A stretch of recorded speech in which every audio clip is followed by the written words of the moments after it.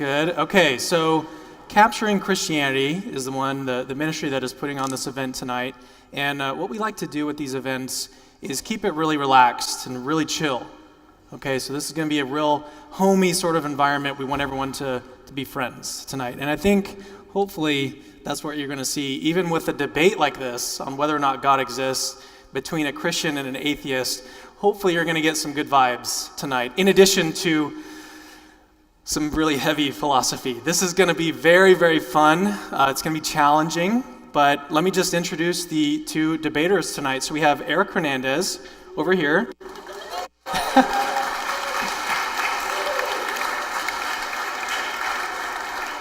I don't know if y'all could hear that on the stream, but Eric was getting booed by his friends.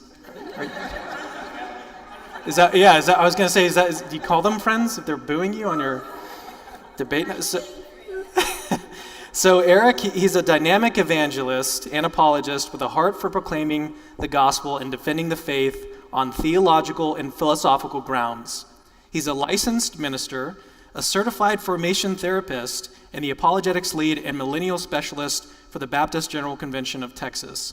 He holds an associate degree in social science, a bachelor's degree in theology, and a certificate in apologetics from Biola University. So let's all welcome Eric one more time.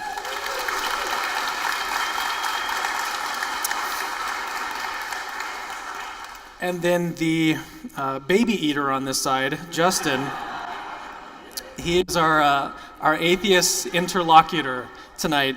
Now, Justin is actually, he and I are very good friends. Let me tell a little bit of a story about Justin. So a lot of people are not going to know who Justin is. If you're into apologetics or you're into philosophy, there's this whole world that exists on YouTube just for apologetics. That's kind of where Capturing Christianity lives, is in that space. And Justin was actually really big in this space several years ago.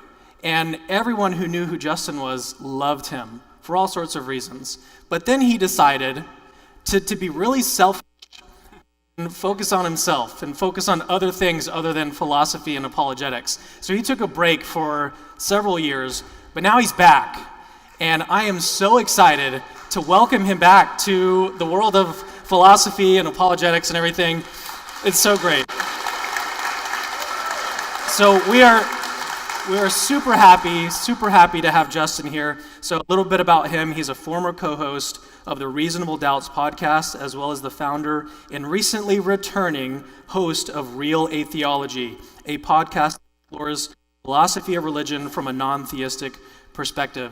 So again, I can't say enough about Justin. I think throughout the night, you'll understand why I'm sort of gushing over him. He's awesome. Justin he's great.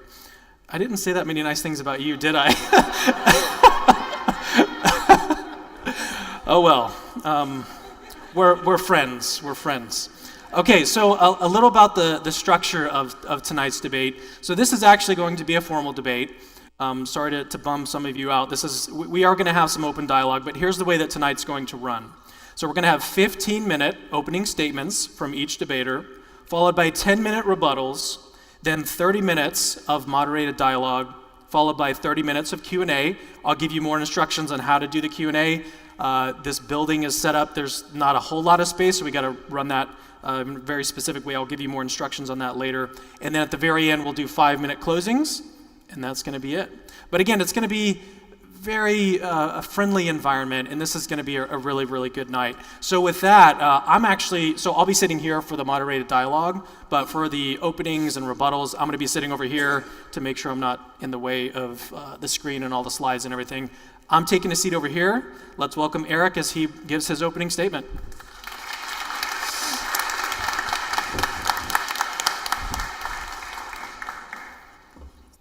Good evening. Thank you all for being here. I'd especially like to thank Cameron Bertuzzi and Capturing Christianity, the Lanier Theological Library for hosting this debate, and of course my debate opponent, Justin Schieber. And thank you, Justin, for giving me the home field advantage.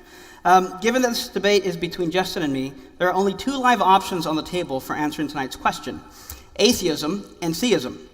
If we define atheism as a position that God does not exist, and theism as a position that God does exist, then by eliminating one of these options, we are ultimately left with the only option that will answer tonight's question. With this in mind, Justin and I have agreed to present 3 arguments in favor of our position, and my 3 will be: 1, the existence of evil; 2, the existence of knowledge and rationality; and 3, the existence of the soul. And I will argue that the existence of these 3 are best supported by theism over atheism by arguing that if atheism were true, then we would not expect these 3 things to exist. Thus, if these 3 things do exist, then atheism is false. And if atheism is false, then theism is true and God does exist. With this in mind, consider my first argument. Premise 1. If atheism is true, then evil would not exist. 2. Evil exists, therefore atheism is false. Now, it's been said that the existence of evil is one of the strongest arguments against the existence of God. However, in order for the atheist to assume evil exists, he must first assume 2 things. 1, that an objective moral standard exists, and 2, that there is teleology to life in the natural world. However, if neither of these assumptions can be accounted for on an atheistic worldview, then the existence of evil becomes an argument not against God, but against atheism.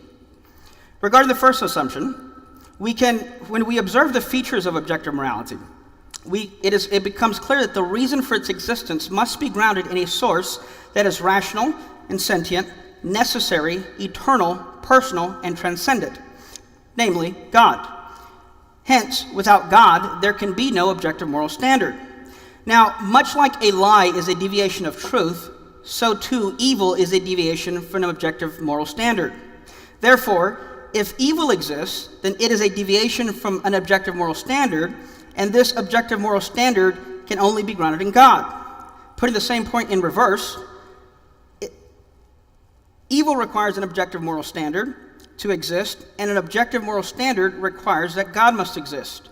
Hence, if God does not exist, then an objective moral standard does not exist, and if an objective moral standard does not exist, then evil cannot exist either. However, if evil does exist, then as concluded in my argument, atheism is false and God must exist. 2. The second assumption, the second prerequisite for the existence of evil that the atheist must assume is the existence of teleology to life of the natural world. Briefly, teleology is a notion of a final cause, an objective goal or purpose to the way things are. It is that for the sake of which something is brought about. It is the reason for which, i.e. the objective goal or purpose to something. Now, it's important to note that if there is no God, there can be no final causes to life in the natural world. There can only be efficient causes. In other words, if there's no God, then we can't say that we are evolving for the sake of something, because on atheism, our existence cannot be explained or derived from an objective final cause or teleological standard, as if we exist for some objective goal or purpose, but rather can and must be explained purely in terms of efficient causes and not final causes. Hence, if there is no God, then there is no teleology to life in the natural world by default.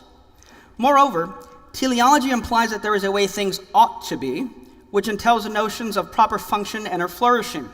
To illustrate, consider how the existence of a bad phone presupposes the existence of teleology. First, a bad phone implies that there is a dysfunction and a deviation from a proper function, meaning that there is something my phone ought to do, but it is not, which entails that there is an objective goal and purpose and final cause for which my phone was made. But now 2 further implications follow from the existence of teleology, namely, that there is a design plan for which all of these notions of teleology must be in alignment with, which of course would imply that there must be a designer. And with respect to the phone, this would be something like Android or Apple. Now, let's apply this to life in the natural world and consider an objection to the existence of God on the basis of a child being born with a fatal disease.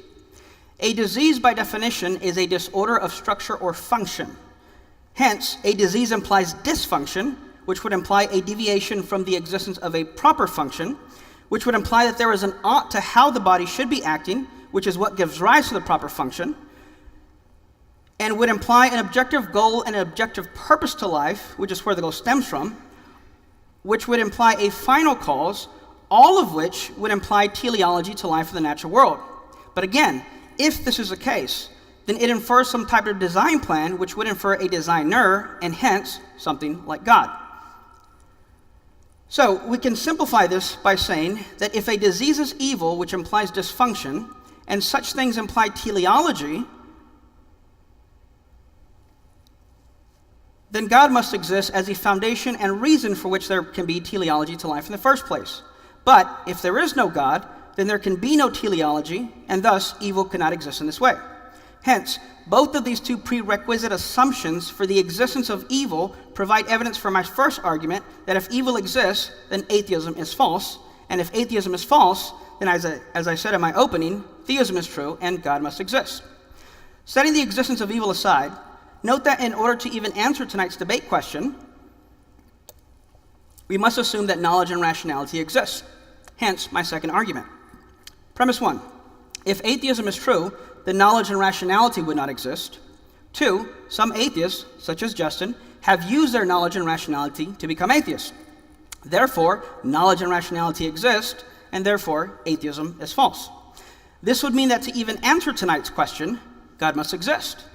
By way of preliminary remarks, knowledge is at minimum a justified or warranted true belief. Think of this like ingredients in a cake. If you're missing one ingredient, you can't have knowledge. To illustrate, suppose you wake up from a nap and you see that the microwave reads 12 o'clock, and on that basis, you form the belief that it is 12 o'clock. But then you feel that it's hot in your house, there's water under the fridge, and you notice that the microwave is actually blinking 12 o'clock, and thus you conclude that the power must have gone out. Now, the question is it 12 o'clock? Well, you don't know. As they say, a broken clock is still right twice a day. But the point here is that if your belief that it is 12 o'clock is based solely on the reading of the microwave, and given that the power has gone out, then you now have what's called an undercutting defeater for trusting in the reliability of the microwave, and this would equally remove all rational justification for trusting in the validity and truth of any belief that is based on the reading of the microwave. In the same way, if there is no God, then a similar problem arises on atheism with respect to knowledge and rationality for at least two reasons, all of which have to do with the reliability of our cognitive faculties, and for the sake of simplicity, we can just say the brain. First, if there is no God, then our brains were not designed to obtain truth, and this is obvious given that on atheism there is no designer.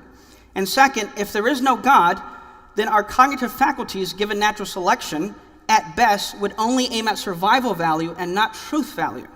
In other words, if our beliefs and behaviors play any role in this evolutionary process, then natural selection is going to select for beliefs that produce adaptive behavior and grant survival value.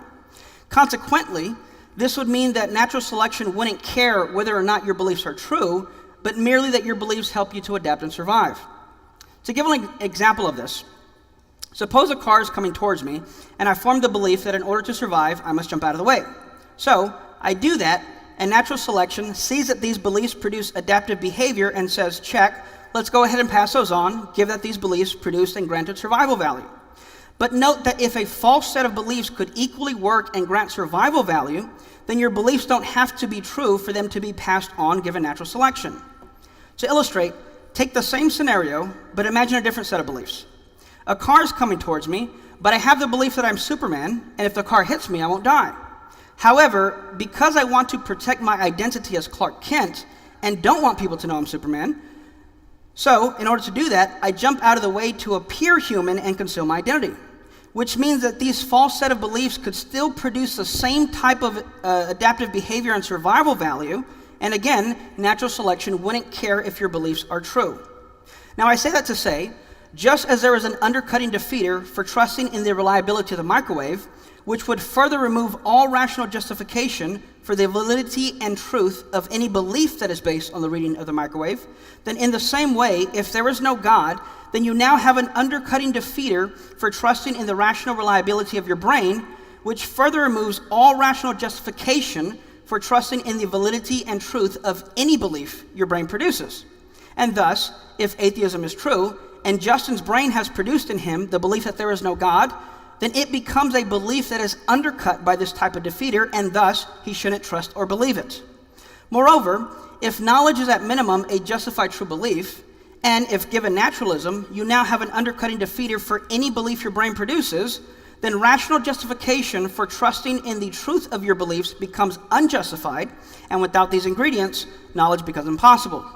Hence, my argument that if atheists like Justin have used their knowledge and rationality to become atheists, then knowledge and rationality exist, and therefore atheism is false. And once again, if atheism is false, then theism is true and God does exist. Now, even if Justin could overcome this problem, which I don't think is possible, answering tonight's question assumes the existence of consciousness and implicitly libertarian free will. Hence, my final argument from the existence of the soul. Premise 1, if atheism is true, then given naturalism, souls, i.e. immaterial substances and properties, would not exist. If souls do not exist, then consciousness and free will would not exist. In support of premise 1, as philosopher J.P. Moreland argues in his book, Consciousness and the Existence of God, he says, the naturalist epistemology and grand story constrain the naturalist ontology and justify strong naturalism and a rejection of emergent entities. Many naturalists who keep a steady eye on broader epistemological and metaphysical issues reach the same conclusion.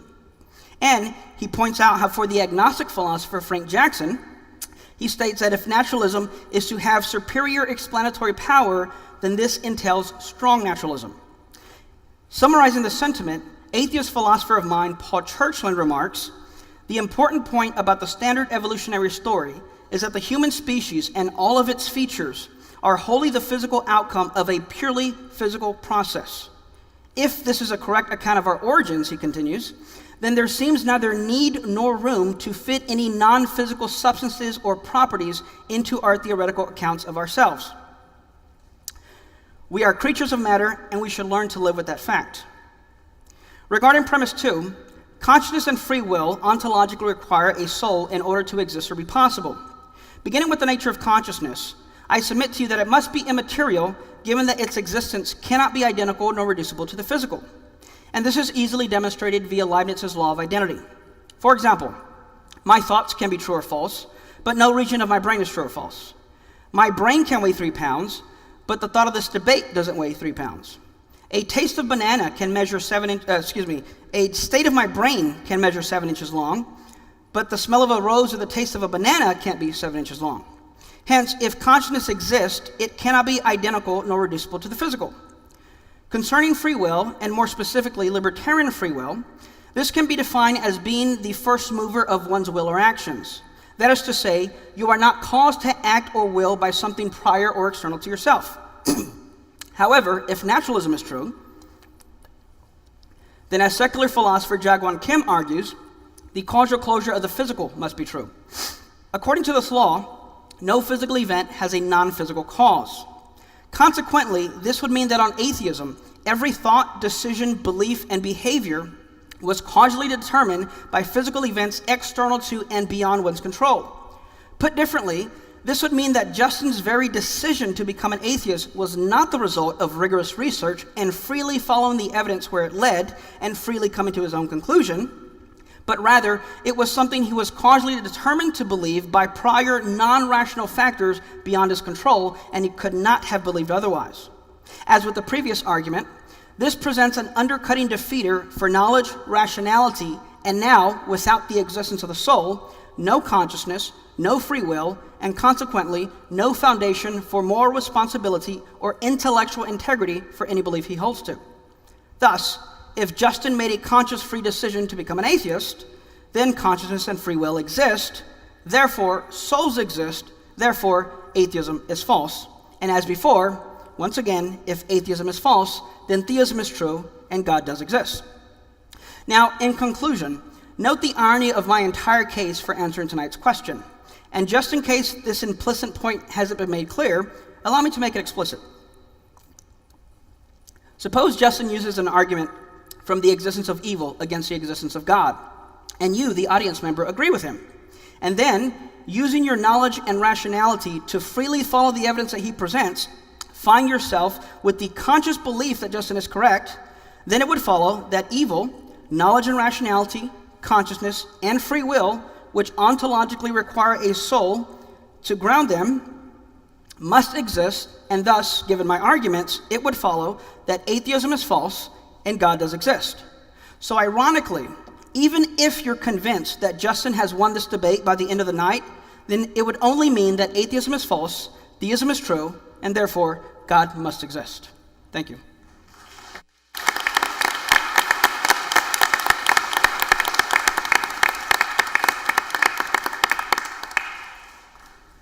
All right, good evening. I'm delighted to be participating in tonight's debate. I consider it a real privilege to be having this dialogue with my new friend Eric. The question being, does God exist? I hold that God probably does not exist. Appropriately then, I've been asked to share with you some reasons for this, and I'm grateful for that opportunity. Like many of my fellow atheists, I am also a naturalist. A quick and dirty kind of definition of this is going to be one I like is by philosopher Luke Roelofs. According to this definition, naturalism is the view, naturalism is the view that the world contains a single basic type of stuff whose behavior is governed by a single set of simple general laws, and that those laws are those revealed by science. Before diving into the evidence, I want to say a little bit about theory comparison. So, all else being equal, there's good reason to prefer the worldview or theory that contains the fewer kinds of entities. Both naturalism and theism are committed to the basic type of stuff, as well as the laws that relate them. However, theism is committed to additional kinds or categories of basic agents, novel forms of causation, and basic powers. Now, if that's right, one thing that naturalism has in its favor, at least at this stage, is its qualitative simplicity. And now for my evidence for naturalism. Evolutionary evils experienced by sentient beings who are not moral agents. In River Out of Eden, evolutionary biologist Richard Dawkins writes, "The total amount of suffering per year in the natural world is beyond all decent contemplation. During the minute it takes me to compose this sentence, thousands of animals are being eaten alive. Many others are running for their lives, whimpering with fear. Others are slowly being devoured from within by rasping parasites. Thousands of all kinds are dying of starvation, thirst, and disease. It must be so. If there ever is a time of plenty, this very fact will automatically lead to an increase in the population until the natural state of starvation and misery is restored." For millions upon millions of years then, this predation, parasitism, and privation have been the rule rather than the exception. This is the ultimate Hunger Games scenario. My argument starts with the fact that there are sentient beings and that some of them are not moral agents, and asks which theory best explains the fact that the non-moral agent variety has experienced these evolutionary evils as deeply and for as long as they in fact have. Now, if naturalism is true, any life that exists will be biologically embodied. By that I mean that they will be relatively fragile, metabolic, organic systems dependent upon their environment. As populations become isolated, we'd expect differing evolutionary strategies to develop. Notably, on naturalism, there's not going to be any moral constraints on the strategies that they might develop. However, if theism is true, the very concept of life is going to be much more broad. After all, omnipotence is not limited to crafting biological forms of life. Any conceivable object, natural or supernatural, can be created and imbued with mentality and basic powers to act and to interact with each other and with the environment. God was not limited to the orchestration of these mortal metabolisms that endlessly struggle for finite resources, nor was it a necessary truth that the resources over which they struggle include, for some designs, the very flesh of others. There was always a vegetarian option, and the fact that the Creator did not avail itself of that option surely counts against its goodness. Now, if God exists, there appears to be a deep coincidence here. God just so happened to create life that was, one, biologically embodied, and 2, by way of an apparently morally blind evolutionary process.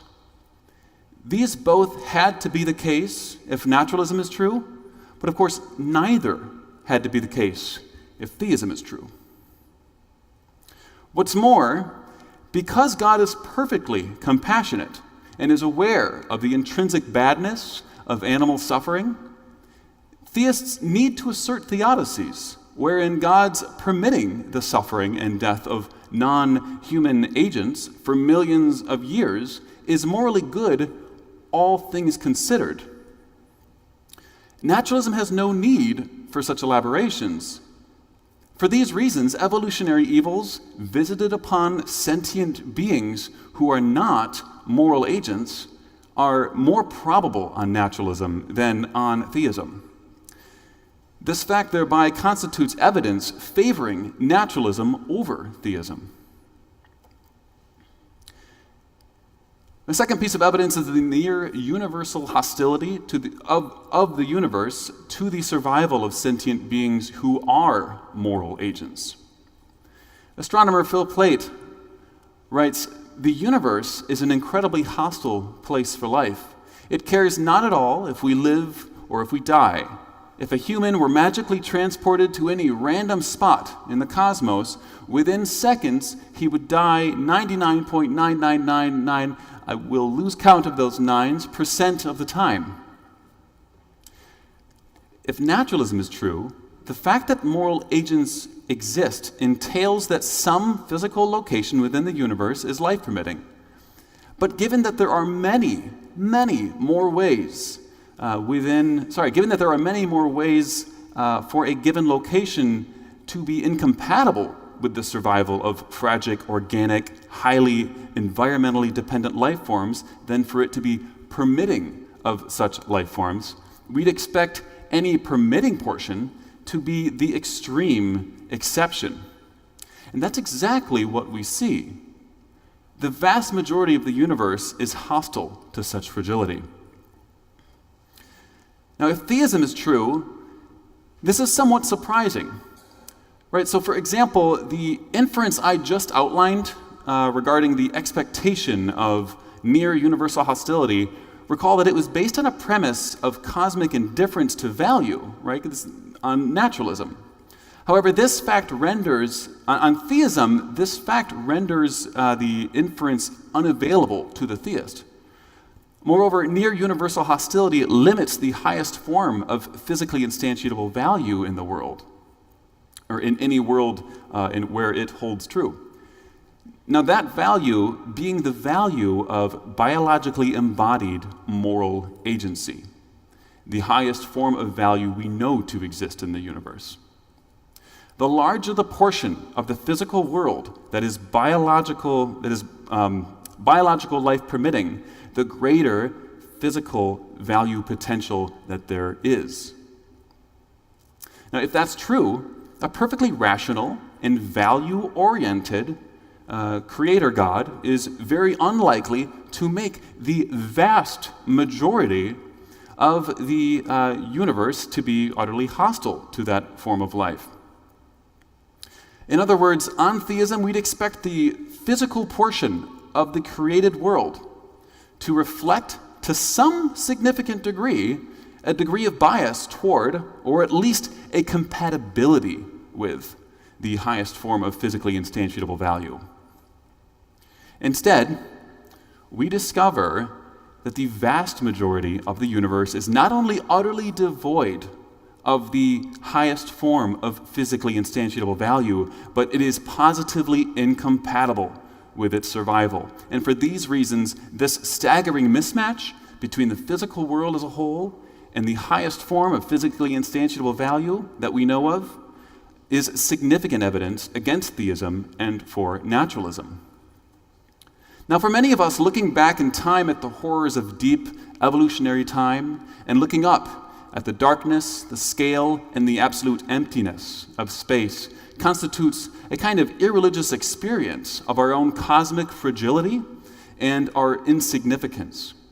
Now, this fact brings me to my last bit of evidence: non-resistant non-belief and its distribution. Theism posits a perfectly loving God. What seems clear about the concept of perfect love is that love is relational and self-giving. Perfect love spills over, pushing beyond mere benevolence and toward a desire to be personally related with another for its own sake. Loving persons will also desire meaningful, explicit relationships with those they love because of the various ways in which those involved may stand to benefit from such a relationship. And this means that God, being perfectly loving, will always be open to a relationship with his loved ones, such that they can enter into a relationship with God just by trying. Now, because of this, and because it is a very good thing for people that they come to believe and identify themselves as one, that they are created by a loving God, and two, that their infinite creator is open to relationship with their finite selves, God will meet his loved ones with the provision of causally sufficient reasons for belief in him. Anything less would fail to be perfect love. To highlight this, philosopher J.L. Schellenberg insightfully asks, how could God, at some point, count as loving John or Joan as fully and as richly as God can, if at that time God,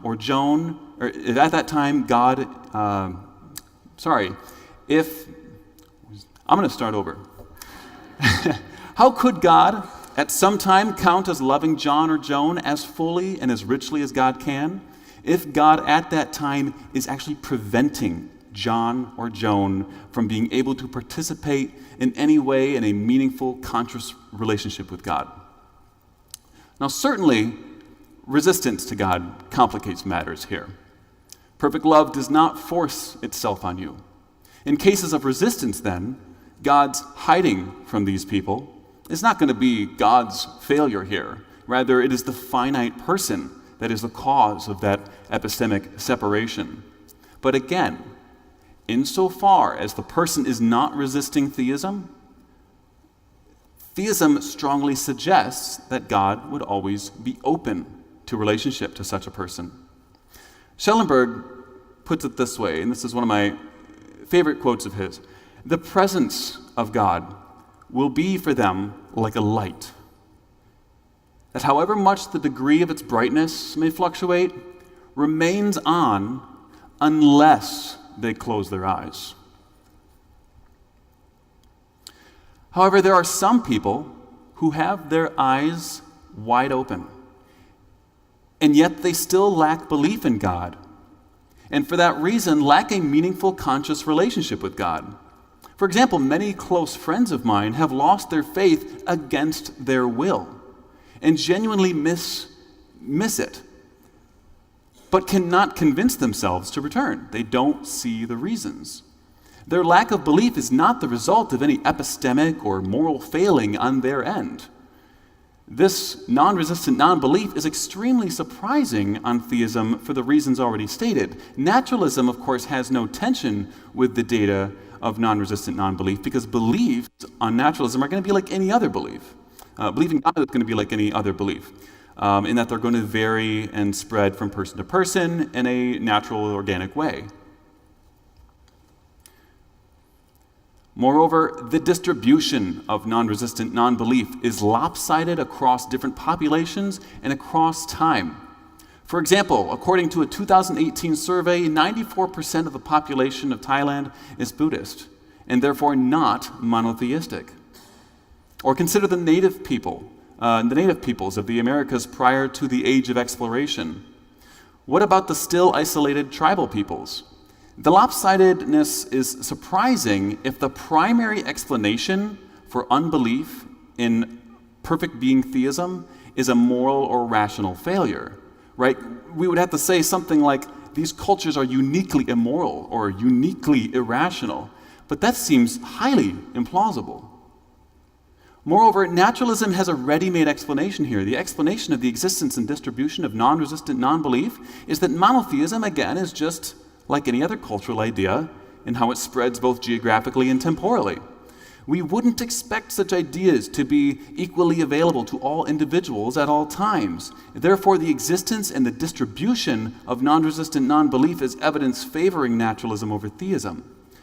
In review, I began this presentation by first drawing a contrast between naturalism as I see it and Eric's theism in terms of qualitative simplicity. I then argued that there are three facts about reality for which naturalism is a far better explanation than theism. One, the evolutionary evils experienced by sentient beings who are not moral agents. Two, the hostility of the universe to the survival of sentient beings who are moral agents. And three, the non-resistant non-belief and its distribution. In my next presentation, I hope to show why the evidence that you've heard for theism this evening is not equally as strong. In light of naturalism's greater qualitative simplicity and the superior evidence here surveyed, we should accept naturalism over theism, all else being equal. Thank you.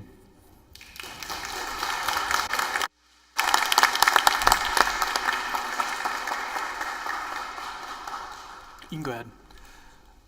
Okay, good. The mic is on. So as Eric is going up here, I just wanted to let you guys know, I was going to mention this at the beginning, but something unique about tonight is that both of the debaters, Eric and Justin, actually swapped openings prior to tonight. And so what that meant is that they were actually able to prepare the rebuttals in advance, and they also swapped those. So you're in for a whole lot of substance. The substance is not over yet with these opening statements. We're about to get into yet more, so just buckle up. Okay. I'd like to begin by thanking Justin for his opening and for providing further evidence for my three arguments.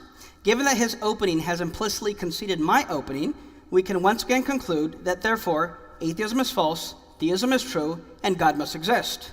Thank you for your time, and please drive home safely. But given that you came to hear a debate, let's evaluate his case. In this quote, Justin claims simplicity by appealing to Occam's razor. But suffice it to say that Occam's razor is at best a tiebreaker if and only if it can be shown that both views explain the data equally. But if theism has better explanatory power, scope, and plausibility, then the principle of simplicity is the least of his worries. Now consider his definition of naturalism. This commits Justin to a sort of philosophical naturalism, where all that exists is, in his words, a single basic type of stuff, which would presumably be purely physical entities, and as a result, commits him to a strict physicalist view of human beings. And given that their behaviors are governed by general natural laws, he's implicitly committed to determinism, making libertarian free will impossible. But unfortunately for Justin, this only plays right into my arguments. Recall that I argued that the features in my opening are all immaterial kinds of entities which would count in favor of theism over naturalism. So at this point, given Justin's definition of naturalism and commitment to simplicity, he now has two options. One, he can make these things identical or reducible to the physical, or two, he can eliminate them from his ontology. Well, I've already argued that the first option isn't possible, and so his only option is to deny that these exist. And yet, his entire case rests on the assumption that these can exist within his worldview. So, either way you slice it, his entire case is immediately undercut by his own standards, and thus his case collapses. Now consider his first argument. Again, he's assuming the existence of consciousness, evil, and biological life given naturalism. However, for any of his arguments to work, he'd have to show at least two things. One, that theism doesn't at least equally predict these, and two, that naturalism provides a better prediction and explanation of them. So beginning with the first assumption, he states, my argument starts with the fact that there are sentient beings. However, if consciousness cannot exist on Justin's worldview, and if suffering requires consciousness, then we actually shouldn't expect any suffering to exist on naturalism by default. Therefore, any argument that Justin provides requiring consciousness immediately becomes a problem for naturalism and insurmountably becomes evidence in favor of theism over atheism. So when Justin said in his opening that naturalism has no need for explanations or elaborations, this is simply false, Before even beginning the argument, Justin owes us a metaphysical explanation for how consciousness could arise in the first place, given naturalism, with only, and I quote, a single basic type of stuff existing. Next, he quotes Dawkins to express the evil of animal suffering. But this was unwise on Justin's part, given that Richard Dawkins, in the very same book he's quoting from, states that given naturalism, the universe has no design, no purpose, no evil, and no good, which is precisely what I've argued for in my first contention, if God does not exist, and thus my point is conceded once again. Therefore, Justin's worldview cannot be the better explanation by default if these things cannot exist on naturalism to begin with. But if theism can at least predict and account for these, then it automatically becomes the better explanation over naturalism. And this is precisely what we find. Consider briefly 3 ways among many that theism both predicts and accounts for any suffering, including the suffering of animals. 1, predictability. First, free will. The choice to do good includes the choice to enact evil. 2, greater good or soul-building theodicies. 3, the fall of all creation, the fall affecting all of creation, including animals. And now the explanation and theodicy. For 1a, God allows free will and evil, but uses it to develop us and our character teleologically. 2a, as Trent Doherty argues in his book, The Problem of Animal Pain, God allows and knows the evils sufficient in intensity and frequency required to bring about the greatest goods and the highest virtues.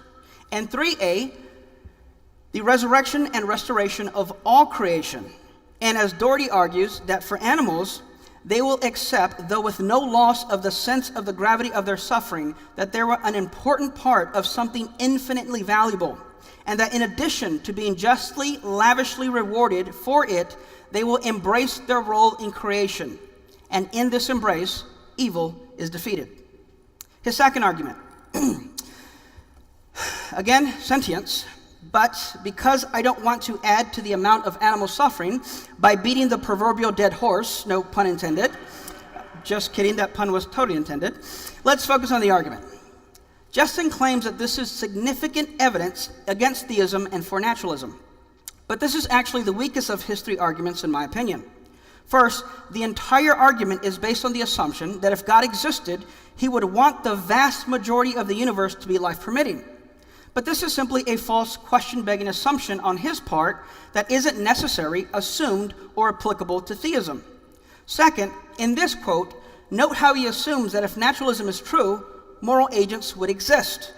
Coincidentally, this only plays right into the hand of what's known as the teleological argument for God's existence.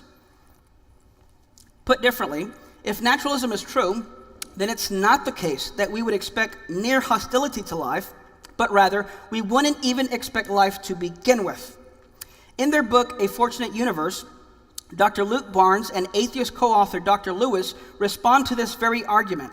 And after going through all the data and probabilities about the existence of life to begin with, they state that the size and relative emptiness of the universe is not irrelevant to life, and that if you can understand why life cannot exist in the near vacuum of interstellar space, then you can understand why life needs a finely tuned universe. We could go on, but it suffices to say that this universe is not a waste of space. The vacuum, believe it or not, plays its role, its part in making our universe life-permitting and discoverable. So again, naturalism fails on both predictability and explanatory power. Third, Justin said that God is very unlikely to do this and that this is somewhat surprising on theism. But it's important to point out that for the vast majority of history, God was seen as an artist prior to being seen as a designer. So to ask why God would create such a vast universe that may seem like a waste of space would be like to ask why a painter used so much blue in his artwork. Much like a gorgeous painting on a wall does not waste space but adds to the beauty of the room, so too the immense handiwork of the universe adds to the beauty of creation. His third argument, thank you for that, amen. Again, we immediately find a false theological assumption on which his entire argument from divine hiddenness rests. Justin states that God, being perfectly loving, will always be open. But again, this is simply false, and more pertinently, theologically incorrect. As the prophet Isaiah clearly understood, truly you are a God who hides himself, And in the Gospels, Jesus literally hides his identity so that they would not believe, turn, and be forgiven. And while this suffices to undercut Justin's argument, we can still ask why God would hide himself. And for the sake of time, we'll only look at a few reasons, but keep in mind that we only need one possible reason to further undercut the argument. By way of preliminary remarks, note how Justin's argument focuses on belief in God.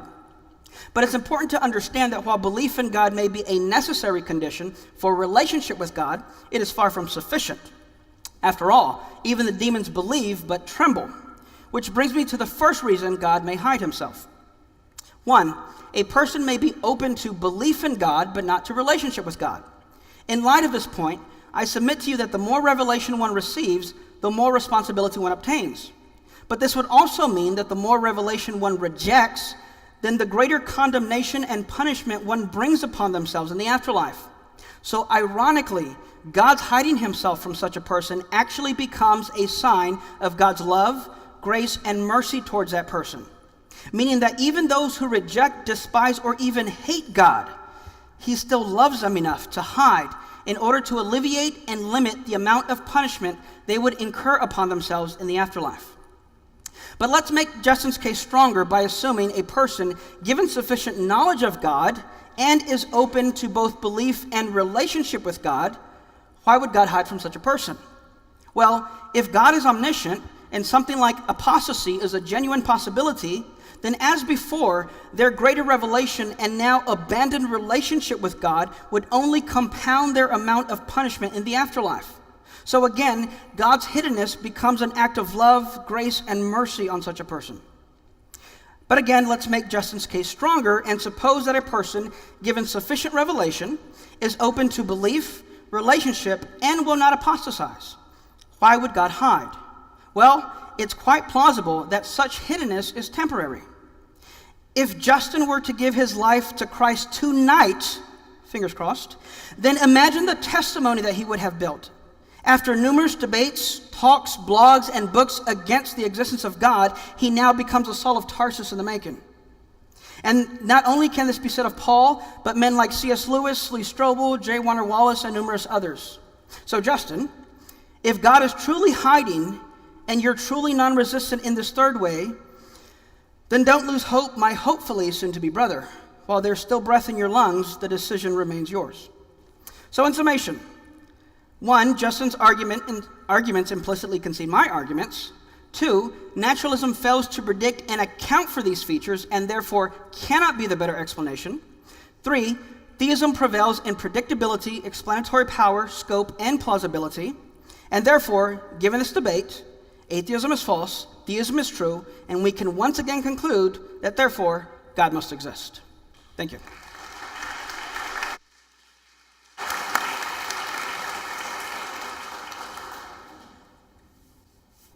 All right. Thank you, Eric, for that. So in this presentation, I'm going to be replying to Eric's opening statement. I will not be addressing the comments you just heard, his criticisms of my arguments. So most professional philosophers accept or lean toward atheism. And the same is true of moral realism. However, Eric's first argument makes the very bold claim, again, you have to remember back to the first presentation, make claim that realism about moral value and obligation is incompatible with atheism. Eric supports premise 1 by claiming that teleology is necessary for morality. However, I disagree. It may be part of some metaethical systems, but it is not at all obvious that this is true of all metaethical systems. Secondly, Eric argues that atheism cannot account for the authority and prescriptive nature of morality. I disagree.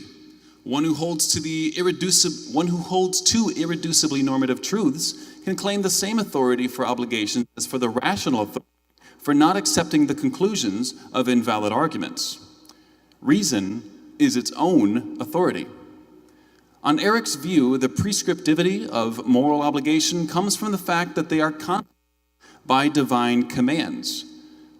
However, as J.L. Mackie observes, as J.L. Mackie observes, if a ruler tells you to do X, this makes it obligatory for you to do X only if it is already obligatory for you to do whatever that ruler tells you.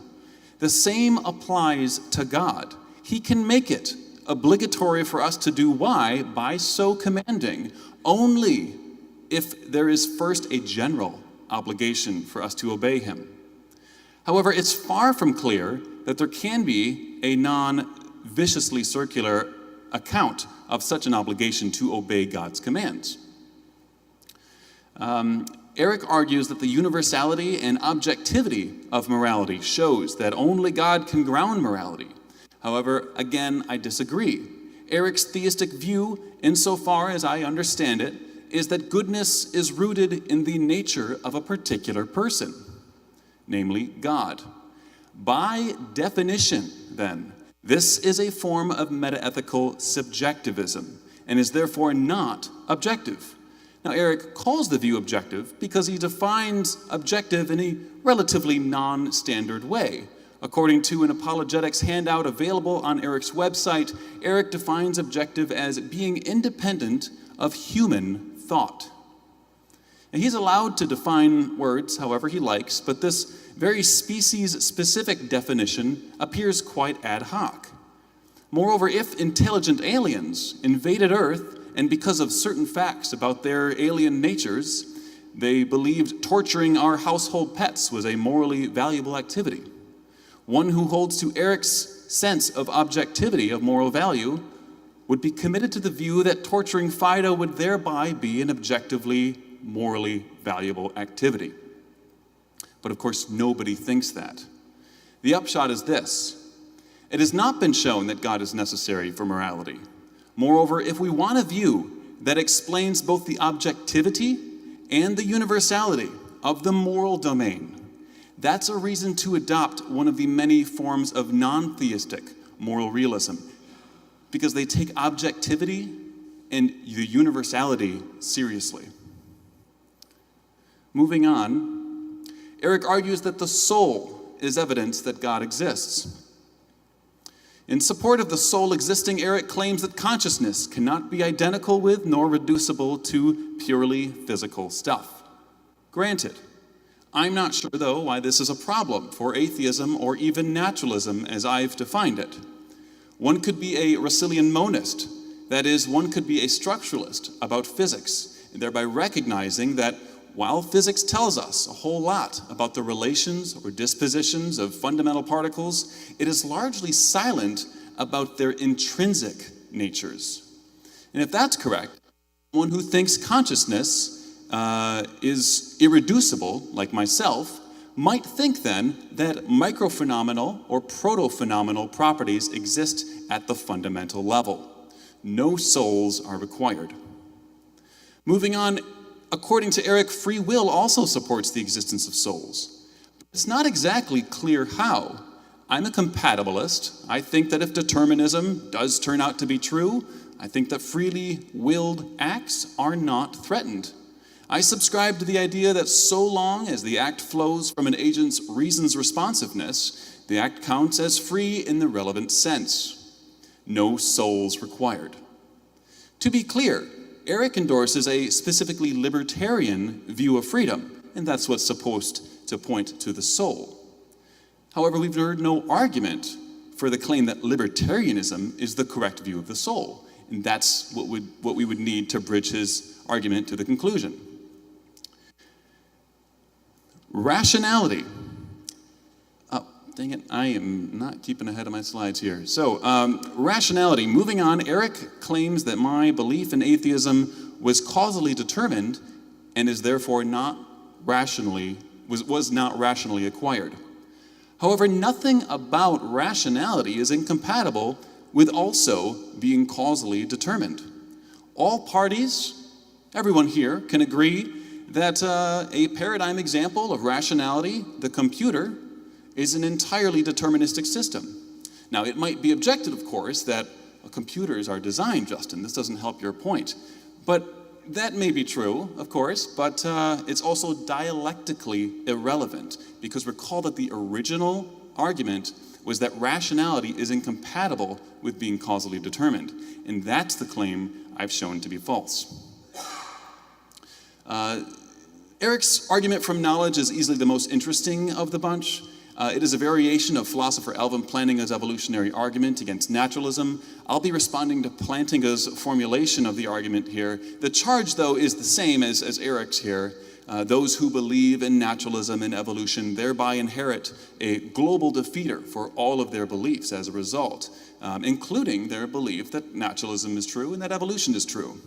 The argument is up on the thing there, and to read it out would take too much of my time. So, in support of the argument, Eric imagines a man who believes himself to be Superman, but in an effort to keep his identity secret, he runs from danger to blend in with the rest of us. The point being, of course, that specific false beliefs can be adaptive in specific situations. Fair enough. However, a cognitive faculty with a tendency to produce false beliefs, false yet adaptive beliefs, is going to fall out of favor in the long run because we must navigate a wide variety of situations. For example, the beliefs of a man with a Superman delusion are going to spill into other aspects of his life. For example, believing that you have a secret identity is a recipe for social isolation, and that's going to affect your reproductive success. Perhaps Eric is just using this Superman analogy to gesture toward the much deeper accusation that Plantinga raises in his defense of premise one. Briefly, Plantinga argues that on naturalism and evolution, all that matters is that our bodies move in the relevant ways toward the biological goals of survival and reproduction. Beliefs, strictly speaking, are unnecessary here. The underlying neurology of beliefs and their effect on behavior are all that are going to matter here. Insofar as belief-holding capacities evolve in a creature, belief content, according to Plantinga, could be anything. However, naturalists disagree with Plantinga's interpretation here. On non-reductive views, for example, belief content will be associated with specific neurophysical properties, such that they will lead to behavior of some type rather than some other type when paired with specific desires. Suppose you're an alien creature on a distant planet and your cognitive faculties were produced by unguided evolution. Suppose further that you are currently suffering from hunger pains, and so you have a desire for food. Suppose sensory input to your neurology has produced the belief that there is food to my left when in fact there is food to your right. If the act recommended by the particular belief-desire combination fails to lead to the appropriate resource-securing behavior, you're going to be at an evolutionary disadvantage.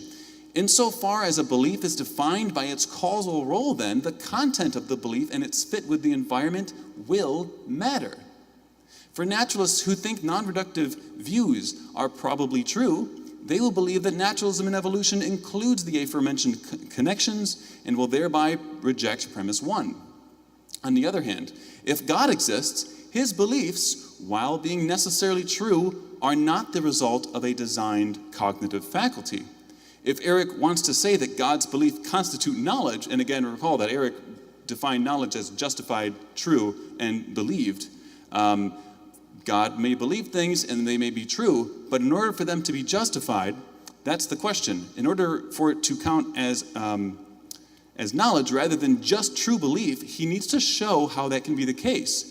But Eric needs to do so without conditionalizing on God's omnipotence to acquire said justification. That would be, of course, no different than a naturalist conditionalizing on their own reliability. When it comes to question begging, what's sauce for the goose is sauce for the gander. In closing, the evidence that we've heard for theism this evening is not equally as strong as the evidence for naturalism that I've presented. And if that's right, all else being equal, we should accept naturalism over theism. Additionally, naturalism's greater qualitative simplicity gestures us in that same direction. Thank you.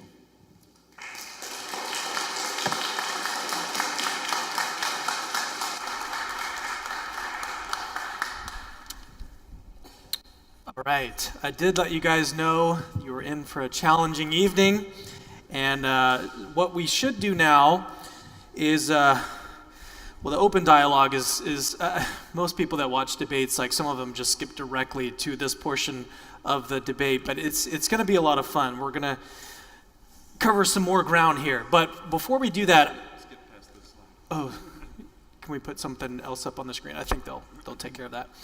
Before we do that, I want to tell everyone a little bit about what we do here at Capturing Christianity. So we are an online ministry primarily on YouTube. So we have roughly 180,000 subscribers right now. We are a completely crowd-funded, donation-driven ministry, and events like this, this is actually the very first event that we've done that is 100% free. So everyone that is here, well, most of everyone, we originally launched everything. We had some tickets that we sold, and I think we've got one Emerson Green over here who, he's one of the only people that bought a ticket, and we'd love to refund him. But we decided, we were let's just make this free. Let's make this a free event. And we'd love to be able to do more of these, but they do cost money. And so if you would like to support a ministry like this, the purpose of Capturing Christianity is to expose the intellectual side of Christian belief. If you would like to join us and support us, please get with us after, or you can, we handed out these little cards. You can go to capturingchristianity.com/donate, give a one-time donation, or you can even become a monthly donor, and we would really, really appreciate that. So throughout this night, my wife was even telling me after I came up here and gushed over Justin again, she's like, you haven't said a single nice thing about Eric. So let me say one nice thing. So I think what you're going to see during this moderated dialogue portion, one of the things that I love about Eric, and I'm just always impressed when I see him do anything, especially in a dialogue or a debate, he's super quick on his feet. So I think you're going to enjoy that and see that tonight. There's your compliment. There you go. All right, so to kick things off, we got about 30 minutes, and we're already over on time, so it's almost pointless at this point. But so I'll start 30 minutes of open dialogue, and I thought it would be fun to kind of start things off with actually talking about some things that the two of you agree on, because each of you have highlighted you've highlighted three things that you think best predicted by theism or best explained on theism. You've got three on that support naturalism. But what are some things that the two of you guys agree on? Let's start there. So I think that this is actually an interesting point that you bring up, because there was in the process of writing our replies, as Cameron said, we did exchange our opening statements and our replies to each other, our rebuttals. And in that process, I noticed that there had been a difference in interpretation. So if you recall my opening in which I defined naturalism, I referred to a single basic type of stuff. I do believe that, but what I mean by stuff, I recognize that there was an ambiguity here. What I mean by that is that I believe that there is a single basic type of concrete entity. And what that means, it does not have to do with asphalt and things like this. What this has to do with, in philosophy, you have different kinds of things. You have your concrete entities. These are things which can stand in causal relations. You have abstract entities. These are things that do not stand in causal relations. When I was reading out that definition, I interpreted a single basic type of stuff to refer to concrete entities. I think there's only ultimately one kind of concrete entity.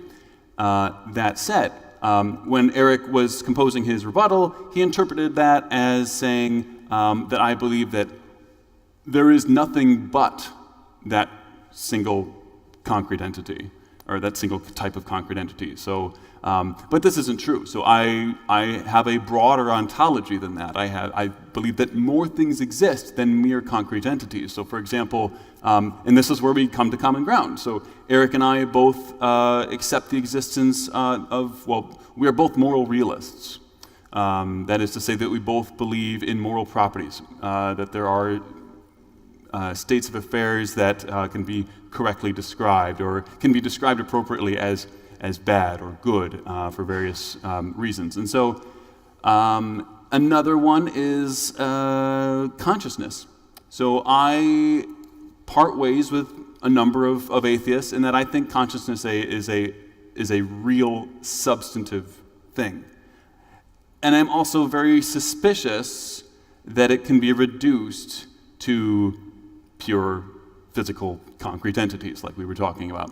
And so for that reason, I think, and so because I was talking about the structuralism about physics, wherein I think that physics does a fantastic job of telling us about the relations and dispositional properties of fundamental particles, it doesn't really tell us anything about the actual intrinsic nature of these particles. And I think that, okay, well, from my perspective, I think I recognize that fact, and then I also recognize the fact that consciousness, the thing that I'm experiencing, the one thing that is most undeniable for me, then it must be the case, or at least I think it quite plausible, that there is something about consciousness at the base level of reality. So I think that, for example, perhaps there are some very kind of proto-phenomenal properties or micro-phenomenal properties, such that when in complex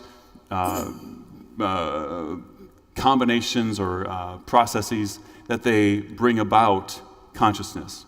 And so, so I guess that's addressing that difference in interpretation of that definition of naturalism. I think it's good to kind of start this portion off with. So, yeah. Thoughts, Yeah. Eric? And we had, exchanged emails on this, but, one thing I had said is, because some naturalists will still use a definition, even in the way I interpret it, but say that these immaterial properties, which you seem to hold to, like moral realism and things like that, even conscious properties, that they're somehow, they usually take a weak ontological reduction to this and say that they're caused by or dependent on or instantiated by these physical properties nonetheless. But here's why I still say that you should hold to the way I've interpreted it. Like just one example, we're talking about consciousness, and you hold to like a Russellian monism, yeah. And you said that panpsychism is a version of or I forgot how you described it. Yeah. That's there's a small family of views that kind of belong under that larger umbrella term. I don't know which one is true. Sure. I think that something like it is probably the case. And what I think is interesting here is that, because you say at the fundamental level of reality, there's consciousness of some sort. So the things that stand in the relations, the things identified by physics, the fundamental particles, whatever those end up being at the most fundamental level, what's clear is that they can stand in these relationships, these causal relationships. But what I'm saying is that there's some other aspect that science is blind to. Physics is going to be utterly silent on the intrinsic nature of these things. And that tells me, okay, well, if consciousness is undeniable for me, there's got to be something more that science is missing. So then there would be some type of conscious bits at that fundamental level? Perhaps, yeah. Another possibility would be like that they're proto-phenomenal properties.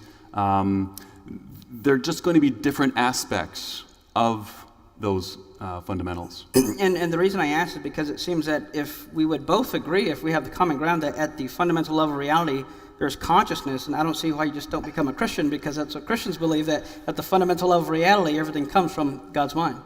Yeah, there is some very broadly defined common ground there as well, yes.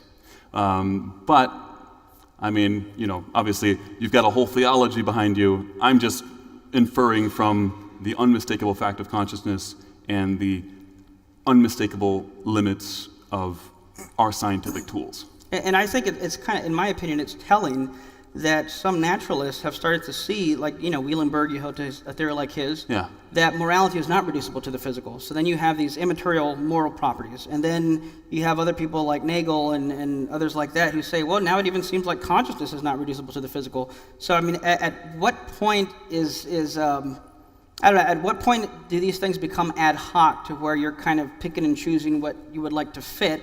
Yeah. And there's atheist scholars who would say, well, let's not go there. So I quoted, Frank Jackson, who said that if naturalism is to have superior explanatory power, mm-hmm. and then your commitment to simplicity, it seems like you're going to want to reduce those, but you don't. So it seems like you're losing simplicity and even explanatory power. Yeah, I mean, so it's true that so it is certainly true that pure physicalism that says there's just those things that stand in causal relations, it is certainly true that if you say there's another aspect to those basic entities, then of course, yes, there is an increase, or rather a decrease in the simplicity, right? But what I would say is that, you referred to this as being possibly subject to accusations of ad hocery, but I don't think that's true because, again, I'm making a very clean inference here. It is the fact that A very what? I'm sorry? A very clean inference. Clean. I'm not... my point being is that it's not unmotivated in the sense that my view is that, okay, consciousness seems real, it seems irreducible, we agree, we can't reduce consciousness down to the billiard balls aspect of physics, right? So there's some common ground. And when I accept that, and then I also recognize the limits of science, that it cannot tell us about the intrinsic natures, what falls out of that? What falls out of that is a very weird view, but it's one that I think, given my views on these things, I should adopt. And can you see how someone from the outside would see that as, well, in Christianity, it seems to be much more plausible. There's, atheist scholars would say that, these irreducible consciousness, moral properties seems to fit better on theism, where you have these things to begin with, a conscious mind at the beginning. But then if you have just a concrete, single basic type of stuff, even if it's just concrete stuff, well, don't you see how that would actually seem to fit better on theism? I see how someone could look at that and wonder why I don't go further. I'm sorry? Wonder why I don't go further. Okay. Right? So what I would say is that, okay, well, on theism, at least, there's obviously philosophers, you can find a philosopher adopting and holding any view, right? So, but generally speaking, on theism, you have a fundamental duality between the physical and the mental. Whereas my view is monist with dual properties, you could say. Right. Your view is going to be dualist, right? Can I interject real quick? Yes. Because I think you're a dualist too. You're just a property dualist at that point. But again, it's going to be what's the word I want to use here?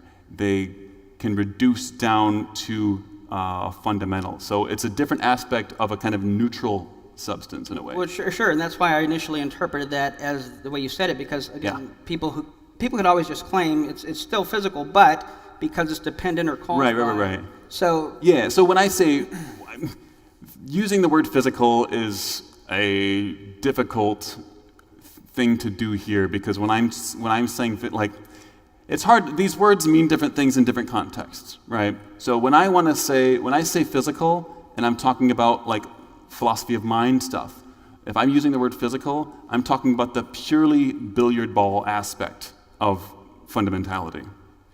What I'm not talking about is that that's all there is. So hopefully that. Yeah, no, it does, and we can move on after this because that's why I would just go back to saying that seems to fit better on theism than it would some naturalist view. Well, let's do this. So this is a very abstract topic, and I feel like just people's eyes are just kind of let's get physical, glazing over, and what are you guys talking about? The laugh is, I think, confirming that. So let's do this. Let's move on to a subject that both of you have actually talked about in your opening statements, and that is evil. You've used evil to support God's existence. You used evil to negate God's existence. So let's sort of see some back and forth about your respective positions on that. So one thing I do want to respond to, I doubt we'd be able to get to everything. He talked about my definition of being objective, and I'm looking for it. How did you characterize it? So the general, at least if I'm understanding you correctly, and it's entirely possible that I have no idea what I'm talking about with regard to your view in particular, But the view that at least from comments you had said, I've inferred you to have, is a view that states that that things are, that moral value exists and that it can only exist because God exists. So things are only valuable, things are only good or evil depending on how well they line up with the standard that you were referring to in your opening, right? With God. God is a person. And if we're talking about the nature of that person, just like if I were to say, I'm going to base my opinions on the moral behavior of Cameron and the nature of Cameron, right? I don't want to do that. That would be a subjectivist view, right? And I think that there's no non-ad hoc, and are you saying that's because he's a subject that makes it subjective? Yes. Okay. Yeah. And so in the same sense, God being a person, he is a subject in the sense that we're talking about, then yeah, it would mean that this is a subjectivist metaethical view. Yeah. And this is not a controversial fact about how that term is defined. Now, it might be that you don't care about that, right? It might be that, well, it's objective in the sense that you care about, and that's fine. That's just going to be a matter of linguistic difference here. Well, a few things. So, Yeah. And I found, what you're saying, that Eric calls his view objective because he defines it in a non-standard way, and that I define objective morality as being independent of human thought. Yeah. But actually, throughout the history of the way this has been defined, that's actually pretty common. So I have here a quote from an atheist moral philosopher, Schaefer Landau, and he explains it in his book, Moral Realism. He says that the theory that moral judgments enjoy a special sort of objectivity, such as judgments, when true, are so independently of what any human being anywhere in any circumstance whatever thinks of them. So this seems to be a pretty standard definition, because the contrast is to contrast it with subjective morality, which would necessarily be dependent on human thought and opinion. So I don't, but again, maybe it could just be semantics, but. Yeah, I think it's going to matter because he doesn't really take theism seriously, right? So when he's writing metaethics, he's going to use a definition that doesn't really account for the possible existence of God, right? But if we're really talking about objective in the substantive sense, in which it does not in any way rely or is based or grounded in a particular person or the nature of that person, if that's the kind of base level, ultimate objectivity that we want, then I think we have to reject theistic views of metaethics. So a few things. A great book I'd recommend is by Adam Johnson. Recently, not so long ago, came out, Divine Love Theory, and he makes a lot of great points. One of which is that obligations aren't necessarily to persons, and that I forget who else says that to have this absolute standard, if moral is absolute, and these properties point to it being grounded in a person, then you would need an absolute person to have this absolute standard. And then So, could you repeat that? You said, repeat the base thing you were just saying? He says, and I'm trying to remember exactly what he said, but that, and this is a different philosopher, but that's quoted in Adam's book, that if morality is personal, because moral obligations are between persons, right? I'm not obligated to some abstract law. I disagree, yeah. Oh, so you think we are obligated to abstract laws? I think that abstract laws are reason providing, yeah. Well, okay, so that's another thing, is you said that reason is its own authority, but reason... Exactly, yeah. Reason, we don't owe anything to reason.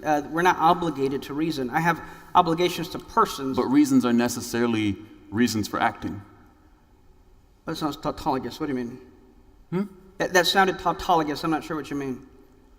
I guess I'm not connecting with what your worry is here. I don't see any worry. You're saying that obligations necessarily entail some obligation to a person, and I just outright reject that. I don't think that that's true at all. What about animals? Don't we have obligations to animals? Okay, yeah, no, sure. So good point. So when we're talking about morality, we could say that so if I'd modify it and say we're obligated to sentient beings, to other sentient beings. Would you agree with that? Or that encompasses that? Yeah. I mean, insofar as they're, generally yes. And I didn't know that you held to this, but it sounds like you're saying that we do have, though, obligations to these abstract concepts that are not sentient. So what obligations are is what I'm saying. I'm saying that we don't have obligations to concepts. It's that abstract concepts are reason providing. They just are what obligations are. So it's not as though I'm obligated to some abstract object or something. It's that those provide. Those are inherent. Those are irreducibly normative concepts. So it's not a person or I guess I think there's just a disconnect here. I'm not really matching up with what your worry is here. Well, I guess I'm a little confused. We're not obligated to abstract objects, but reason. Are we obligated to reason? Like, is reason a thing that we're obligated to? Yes. So, well, no. What I'm saying is that, like, let's say, whether or not you want to accept the conclusion of like a valid argument, right? So then, then you say, what should I do? All right. I'm saying that that the nature of a valid argument just is a reason to accept the conclusion of that argument. It's intrinsic. I agree with that. It's reason providing inherently. Yeah. But I'm not obligated to a reason. No, if you that's like a weird way to put it, I guess. I don't really see it that way, I guess. Maybe I should just ask a question. Where do our obligations arise from? They don't arise from things, right? So they are going to be that there are reasons, and I feel like we're just disconnecting fundamentally here. Like I don't see the obligations in the way that you see them. You think of it as we have like a higher authority, right? You're interpreting it through your lens. I just don't. There's just a disconnect here. Well, that's why I'm asking. On your view, where do obligations come from? Again, going back to the valid argument, right? If a valid argument has a conclusion, then the nature of that reason is a reason providing, it's just intrinsically reason providing. You should accept it. Right, but I'm asking about obligations. I can have reasons for something, but not be obligated to do that. So obligations are just things that you have the most reason to do.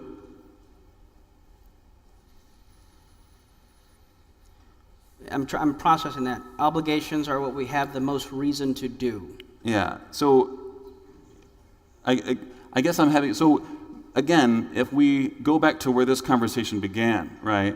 Are you denying that this is a subjectivist meta-ethical view? Yes. Okay. Yes, for sure. So when you say subjective, or when you say objective, you're carving out a particular species. What is your justification for that? Like, that seems utterly arbitrary and ad hoc. So we could even modify it. So going back to, this is why I brought Adam Johnson's book up. Sure. You referenced Cameron. Well, I would think morality would have to be necessary, and I'll say this, even though we disagree, but it also has to be grounded in something personal, and it would have to be eternal if necessary, and I would say that's best grounded in God. Now, why would it not? How is it not ad hoc? Well, because if those things follow, and if these moral properties are kind-defining properties, it would seem that we need something necessary, eternal, and personal just with those alone. He's not necessary, nor is he eternal. He's a great guy, but he's none of those things. So it would seem that we would need a necessary, eternal, personal, transcendent being to ground these things in. And so it's not subjective. Yeah, I don't see and that. It's not subjective because it's these. It's not subjective because you're tying it to a person. That's my worry. That's where I'm having a hard time. Right, and I don't see how you can have moral properties and obligations without person. That's fair, but I'm not redefining any words, right? I don't think I am either. Okay. If God's nature is necessary, then he's somehow objective? Well, it would be How does that follow? The standard would be objective. So The standard would be objective, but the standard would be objective in the sense that he is applying it to things. This person named God is applying it to things. So- if I were to apply a standard to everyone here, that would be objective in the sense that I'm applying it to everyone, but it's a subjective standard. That's where my disconnect is. So a common misconception about divine command theory, and I like how Adam Johnson has laid it out, where he calls his divine love theory, is a common misconception is that all commands come from God, all obligations come from God's command or from His will, but we would argue that the standard is not grounded in His will, but His nature, and His nature is unchanging. It's necessary. It's eternal. So I don't see how that would. So where does the obligation to obey God's nature come from, I guess? Well, That's what I would could ask. pull a page from your book and say, because the reason being is that if God is perfect and it's good to love perfect things, then Okay. we should. Okay, so it's just a groundless axiom, a moral axiom. I wouldn't say it's groundless. I would say it's grounded. Well, you just in- told me that you wanted to take from my view, Oh. and that's... Well, I was trying to find a point of contact, because if you're okay with using reasons to have obligations. Sure. Well, yeah, maybe it might be best to move on. Okay. I don't know that this is going to be a productive Okay. conversation. Sure. Why don't we? Well, that was one aspect. That was kind of like Eric's in his opening statement. He was giving an argument for Yeah, things. yeah. So maybe we could turn to his Yeah, please. version of the argument from evil, which is about suffering and Yeah, that. I mean, so if you recall from my opening, right, I argued that in my first argument I referred to suffering that results from like evolutionary processes, right? And that the instances of suffering that do result, many of them are the result of like almost a kind of teleology, right? So it is the case that there are animals whose body plans appear to be functioning in proper ways when they're tearing into the bodies and eating the flesh of other animals. Is this the kind of teleology you're referring to? So if you recall from what I was saying, is there's predictability, and one of those predictability is that the fall would affect all creation. Okay. If you would take my version of theism, in heaven there's going to be line with the lamb. Yeah. So- Before we get to that, I do want to address the fall, because that's going to be a separate point from the kind of animal afterlife stuff, and those are rich topics that we could probably talk all day on. So on the fall, could you like define the fall? Like, tell me what that is, because like I grew up in an evangelical context, young Earth creationism. I'm thinking Adam and Eve in the garden. I'm thinking someone eats an apple. I'm thinking this predates animal suffering, right? That's not something that I'm assuming that we're not using that kind of story when we're referring to the fall. I would leave it open. So I think it can. Oh, you would leave it open as to whether young Earth creationism is true. Sure. Yeah. Absolutely. Okay. Absolutely. Yeah, I don't think it's necessary for the argument nor for Christianity to be true. So I mean, there have been numerous ways people have hashed it out. One interesting one to bring up is I've heard someone say that it could be that God, knowing man would fall. So, well, let me start where you asked about the fall. Yeah. So God put men in charge, and by their disobedience, there was something that affected all creation, according to Christianity, including animals, plants, everything. Yeah. So that would have a worldwide effect on things. And then if that effect happened, then it was not God's. Yeah. So there was something about this that has deviated from an actual original teleology. Yeah. And so if we look in heaven that there's not this, then there seems to be something to be said that this is perhaps not what he wanted. And So let's put ourselves conceptually prior to the fall. Mm-hmm. And what would we observe? Are we talking about a vegetarian ecosystem? so here's where I was going to point to. I've heard some older creationists talk about how God, knowing the fall would happen, could still retroactively have put that in place leading up to that. So there could have been that kind of stuff happening. Wait, sorry, could you repeat that one? I didn't catch that. That God, knowing the fall would happen, could have had that, allowed that from the beginning, from this non-vegetarian option, so to speak. Oh, okay. So it was determined that the fall would occur. No, I don't. Why would? Well, how would that come be on. determined? No, well, I'm curious. You made the claim. Explain how that would be determined. Are you saying If he foreknowledge knew, is so causal? if God has a belief, the fall happens, Uh-huh. and then we move forward in time. If the fall does not happen, then we've retroactively shown God to be wrong about that belief. So are you saying that the belief in God, that the fall happens, is there any possible world in which that becomes false at time fall? So it sounds like you're asking two different questions. Could the fall have been false? And then I think you're implicitly asking, could God have falsely known something that wasn't going to happen? To answer the first question, yes, there's a possible world that did happen. Whether or not it's feasible is a different question. So there's a possible world in which the fall did not happen? Logically possible, but I don't think feasible. So then, Okay, well, remember though, it was contingent on the fact that there's God over here prior to the fall, believing that the fall happens. You're telling me that there's a possible world in which God believes the fall happens, but in which the fall does not happen. So there's a lot of things being brought up at once. Yeah, certainly. There's two. Well, I think those things have implications. That's why I say a lot. So it seems first you're assuming that foreknowledge is causal. Is that what I'm hearing? It doesn't need to be, no. So then When I say determined, I mean theologically determined, right? So we don't need to talk. It doesn't need to be limited to causal, and you're aware of that. That's not. It's not a causal determinism. I think theological determinism is still causal determinism, and I would reject that. Okay.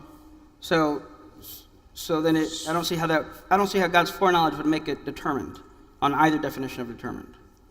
I guess I'm confused. Maybe we're just using these words in very different ways. But let's set that aside then.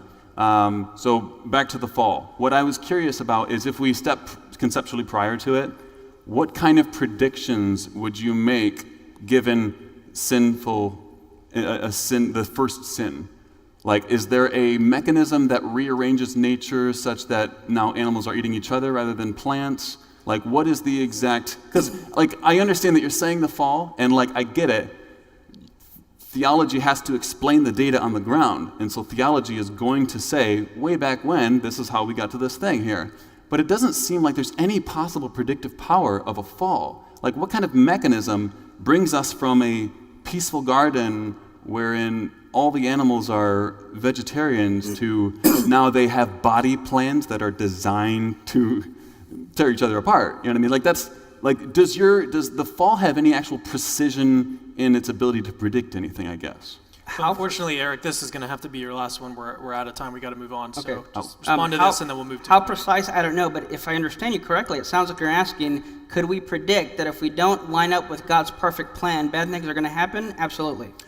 Bad things are going to happen is a very broad thing, and it does not say anything about the kinds of creatures that might happen after that, right? Right. And that's what I'm challenging you to explain. And I'm oversimplifying that. It seems like you're asking a question that would almost be, no one would have to ask. If I don't line up with God's plan, will there be horrible, crazy, bad consequences? I would say yes. Okay, I want to say one more thing, and you can have the last word on this.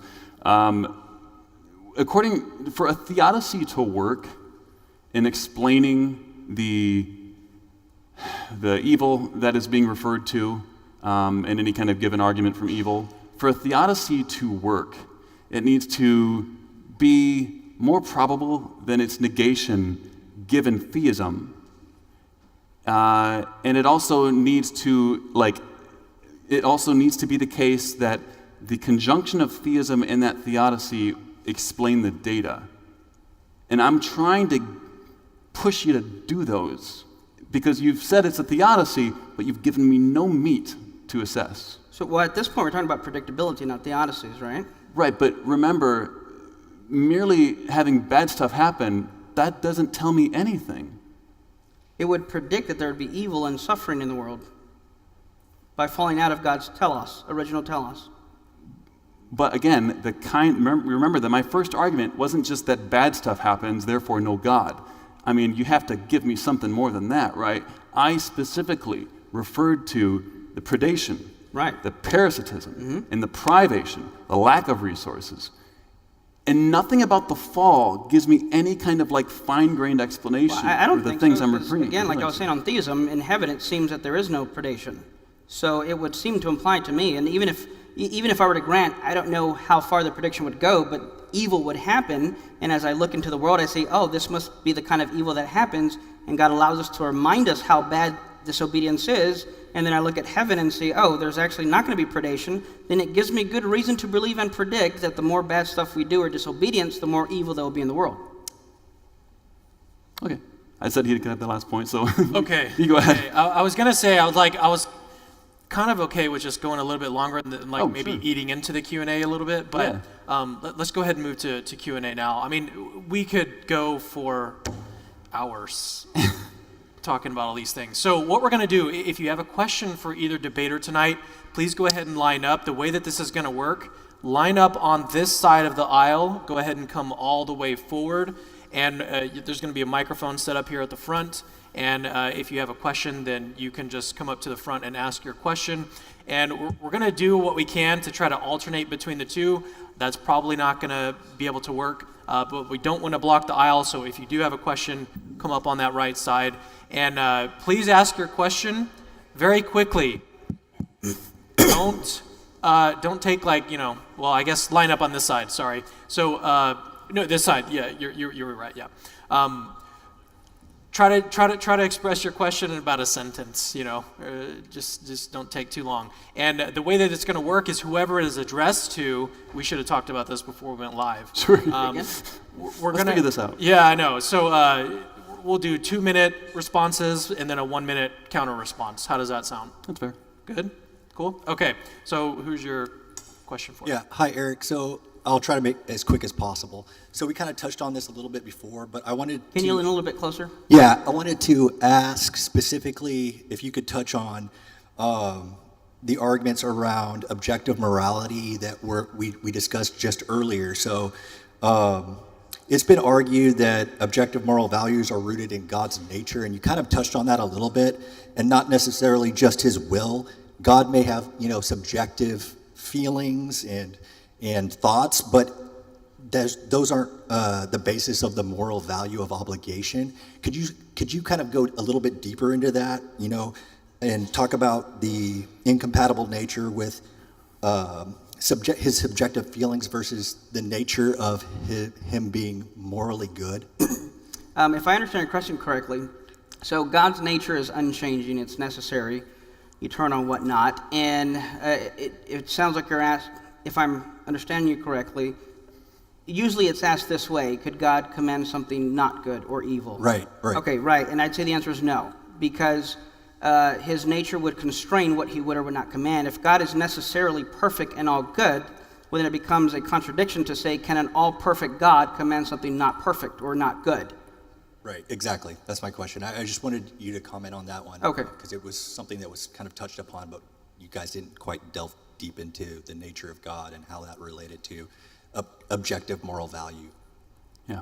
Any thoughts? Yeah, I mean, I guess I don't think there's anything about being eternal, even necessary, that rules out the fact that God is a person and things that flow from his nature, just like things that flow from my nature, are going to be subjective by definition. I don't think that's not a massive problem. I just think that we should call a spade a spade. Okay. All right, thank you. All right, John Buck. Hey, I have a question for Justin. Yeah. So if it would be like the best thing for God to sort of like reveal himself to all people at any moment of time, just because he's always loving in that sort of fashion, could it possibly be better for people to also like help other people to reveal God's love for them through their own causal contribution? So like if two people debate and like one person comes to learn of God's love through the help of the other debater, there's a sense in which there's both God revealing that as well as the debater. And so you have these two sort of like actors sort of bring about this great good thing rather than just one in one case. Yeah, no, I think that's a fantastic point. So I think, okay, so the good being appealed to here is like mutual, finite beings working together on a common goal to learn something. And I think that, that's obviously a good thing, right? The relevance to the hiddenness argument, though, God's love is love. If you're perfectly loving, that has certain entailments to it. What I would say is that these projects, these cooperative projects, are entirely compatible with them believing in God's existence. It does not make sense to me to say that the only kind of good cooperative project is that specific one about whether or not God exists, when you have not only what does it mean that God exists, what is God's nature. God is an infinite being. We can work together to discover the beauty, the layers, the depth of the divine.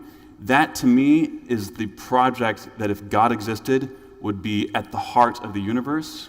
And the mere superficial question of whether he exists or not seems, relatively speaking, like not something God's going to hide for.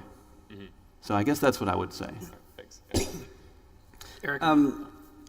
Yeah, I mean, I gave reasons why God would hide. I think there are plenty of reasons why God would hide, aside from the ones I mentioned. But I think I think this is another reason. I think is what he was alluding to. For example, in our debate, there were some things I looked much deeper into that I hadn't looked as deeply before. So I'd like to thank you for allowing God to use you in my life. And same. To go ahead and study and look into this. So, the universe or whatever. Sure, yeah. So, yeah. Something monism, right? Yeah. Okay. Okay, so this question's for Justin. Before that, I want to say, hey, great. And seriously, I really thought you made a good case. You too, Eric, too. Nobody's complimenting me today. Eric, you guys were both great. So, a question for Justin. So, I know you said, so when you said that rationality has nothing to do with being determined, do you think you could clarify that one a little bit? Oh, yeah. In that comment, I was referring to a specific claim, at least insofar as I interpreted it correctly. The claim was that because Justin believes in determinism, that or if determinism is true, then beliefs that form within that context, and then I end up believing something, that I did not do so rationally, right? So there's the base assumption here is that there's an incompatibility fundamentally between doing something rationally or a rational process and it being also determined, right?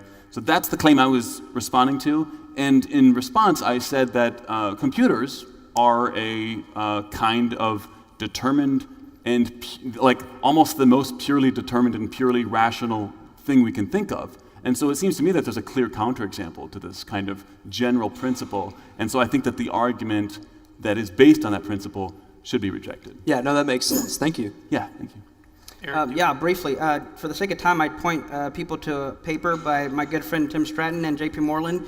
It's called An Explanation and Defense of the Free Thinking Argument. So if you are determined, let's say you're determined by a non-rational person, then you would have reason to believe your thoughts aren't rational. I wouldn't say computers are rational. It's whether they're quote-unquote rational or not is going to depend on the programmer. But if you have an irrational programmer programming a computer, then to say 2 + 2 equals a square root of -36, that's clearly not rational. And I would say on your view, it's not just that all your thoughts are determined by definition by things that are non-rational to begin with. And so it seems like you're getting rationality out of non-rationality, and I would point more to the paper, but yeah. All right. Oh, my question's for Eric, and I was just wondering what your response was to Justin's response to Plantinga's evolutionary argument. Sorry, it's really hard to hear you. Could you slow down a little bit? Is this good? Yeah, slow down a little bit. Okay, slow down. Okay, so Yeah. it's for Eric. And I was wondering what your response was to Justin's response to Plantinga's evolutionary argument against naturalism. Got it. Yeah, so his response to Plantinga's argument. So quite a few things, and there was a few things he said, so if I miss one, let me know, or if you wanted me to touch on something particular. So like he talked about, I felt like at one point he was arguing my illustration as opposed to the principle of it, but then, maybe he wasn't, because he said, well, maybe Eric's alluding to something else. But like even with what the illustration I used, he said something like someone who thinks they're Superman or has a secret identity is going to lead to isolation and what was it, less reproduction or something like that. Mm-hmm. Yeah.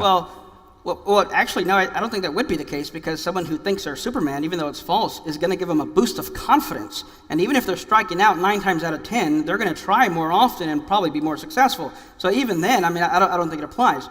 Nevertheless, he's appealing to, and maybe or maybe not, Stephen Law talks about CCs, these conceptual constraints on neurophysiological properties. I don't think there are any.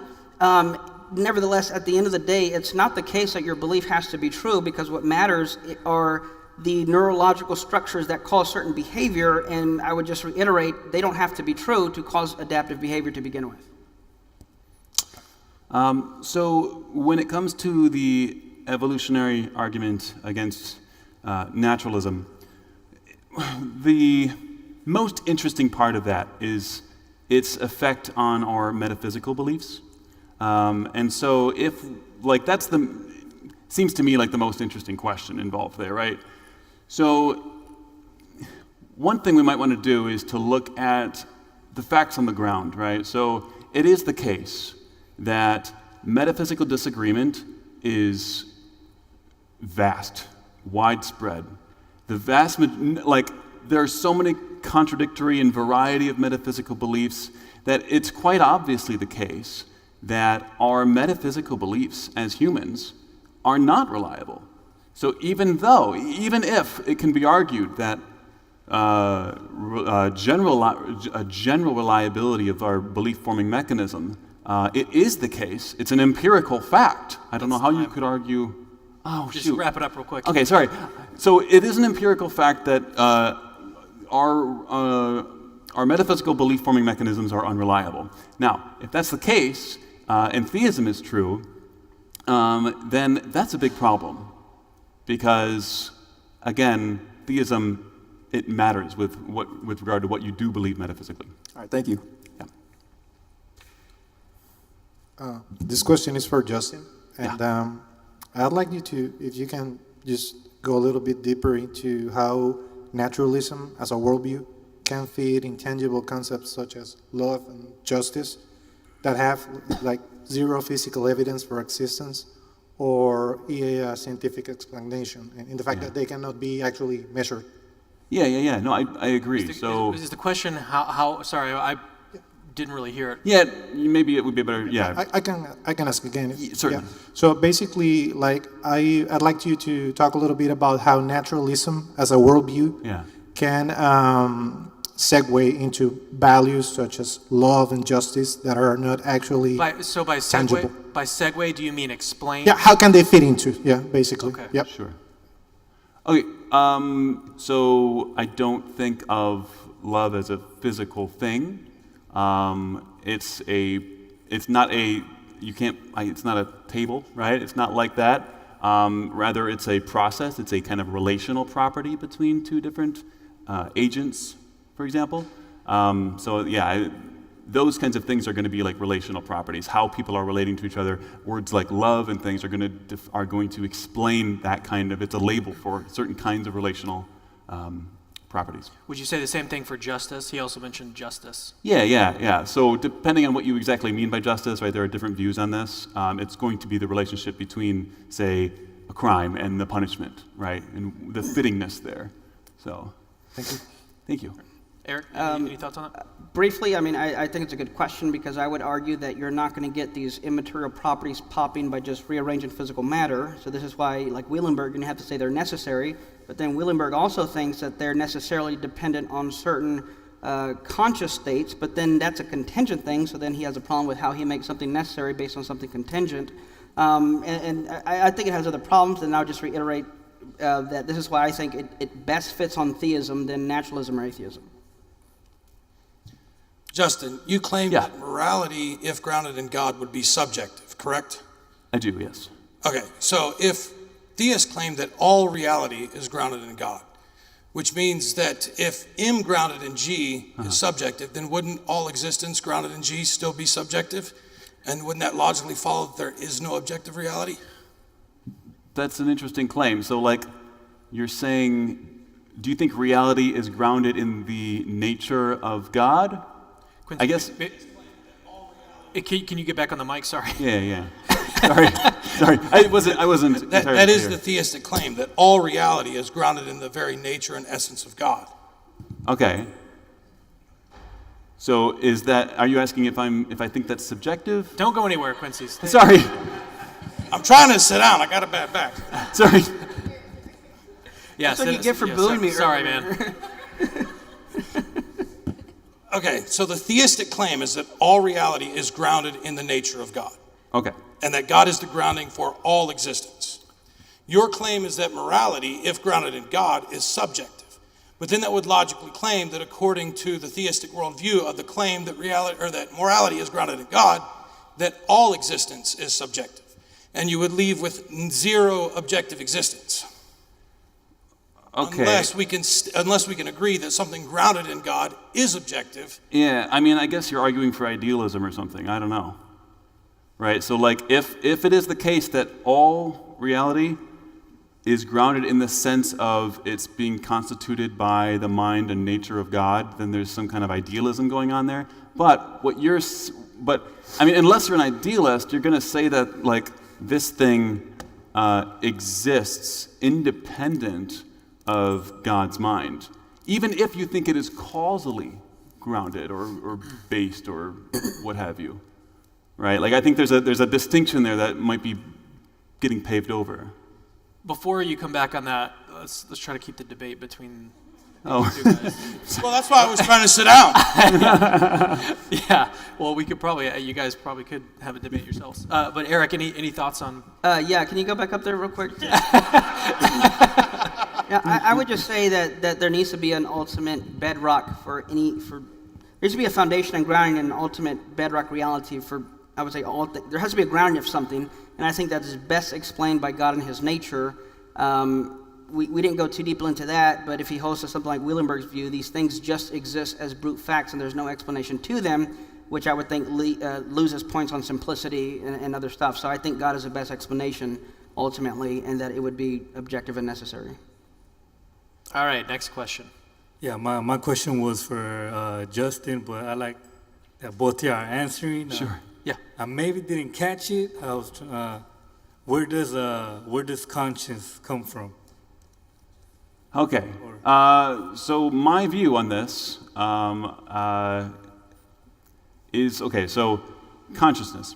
Consciousness seems as though it can't be reduced to purely physical stuff, right? Would you agree with that?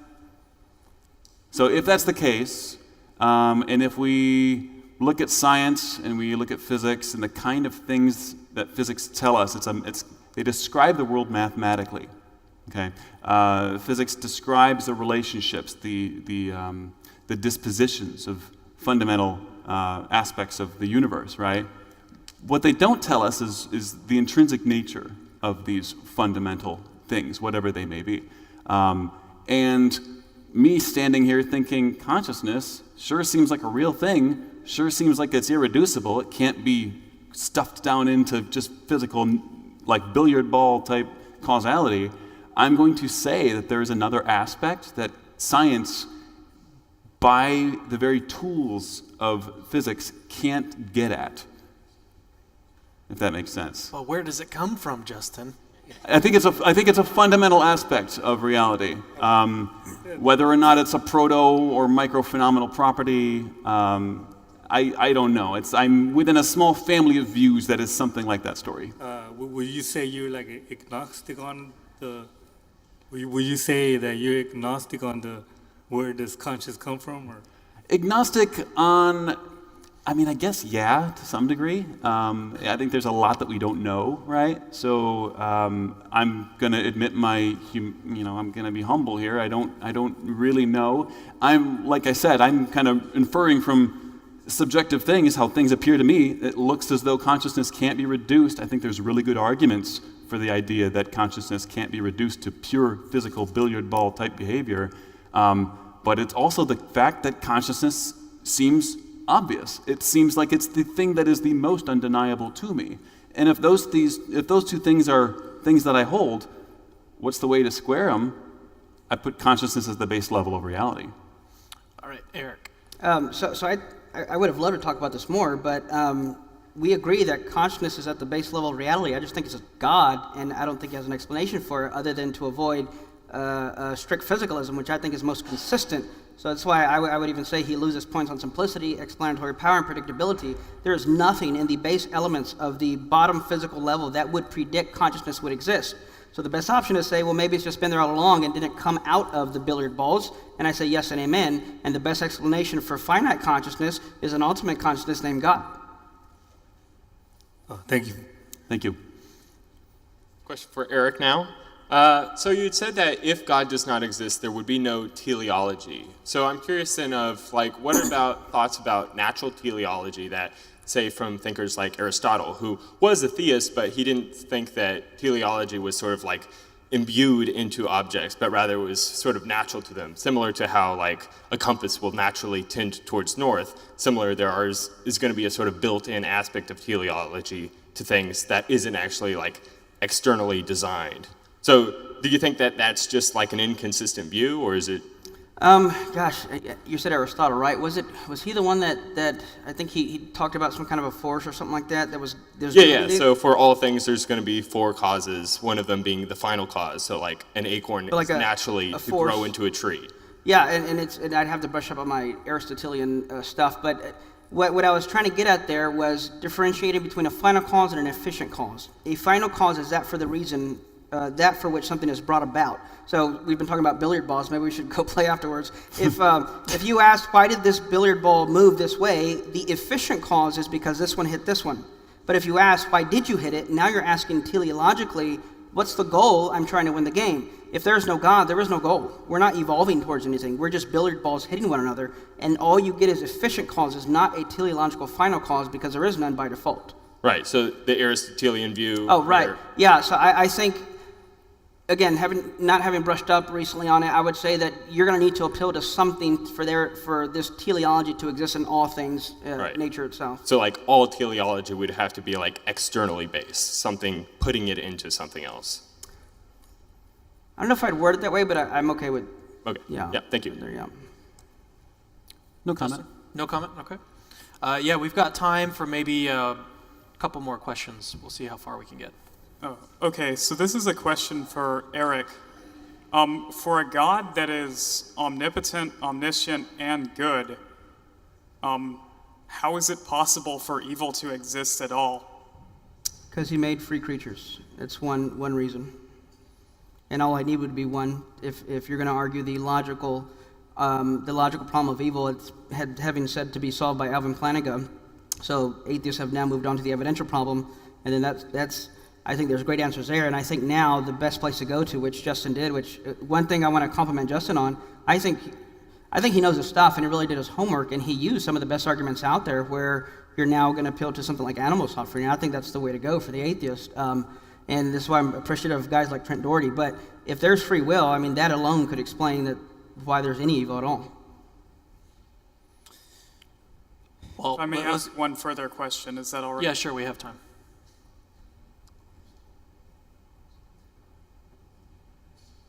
For an omnipotent God, omniscience kind of is the same thing as foreordination. I disagree, but go ahead. Oh, then please explain. That would be my well, question. It's your claim, so you would have to tell me why you think that's the case. Oh, I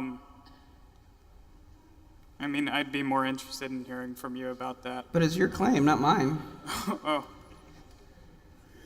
This is a common accusation, and I just don't see how that... Sorry, yeah, let's get some Justin's thoughts on that, and we'll move on. So it's certainly true that I think there is a general belief that the logical problem of evil has been kind of swept away by Plantinga, and out from its absence grows the evidential problem. I don't think that that's true. I think that's a false narrative. I think that there are some significant problems with Plantinga's free will defense. That said, there are other forms of the logical problem of evil that Plantinga's argument doesn't interact with. There's a number of them. There's Michael Tooley presents one. One that I like a lot is one by J.L. Schellenberg, puts out a logical problem of evil. I think that the logical problem of evil is quite alive and well. It just gets extremely technical, and it can be hard to defend because it's so technical, it can be hard to defend in a context like this. Okay, thank you. All right, yeah, I think, we'll see. Maybe one or two more.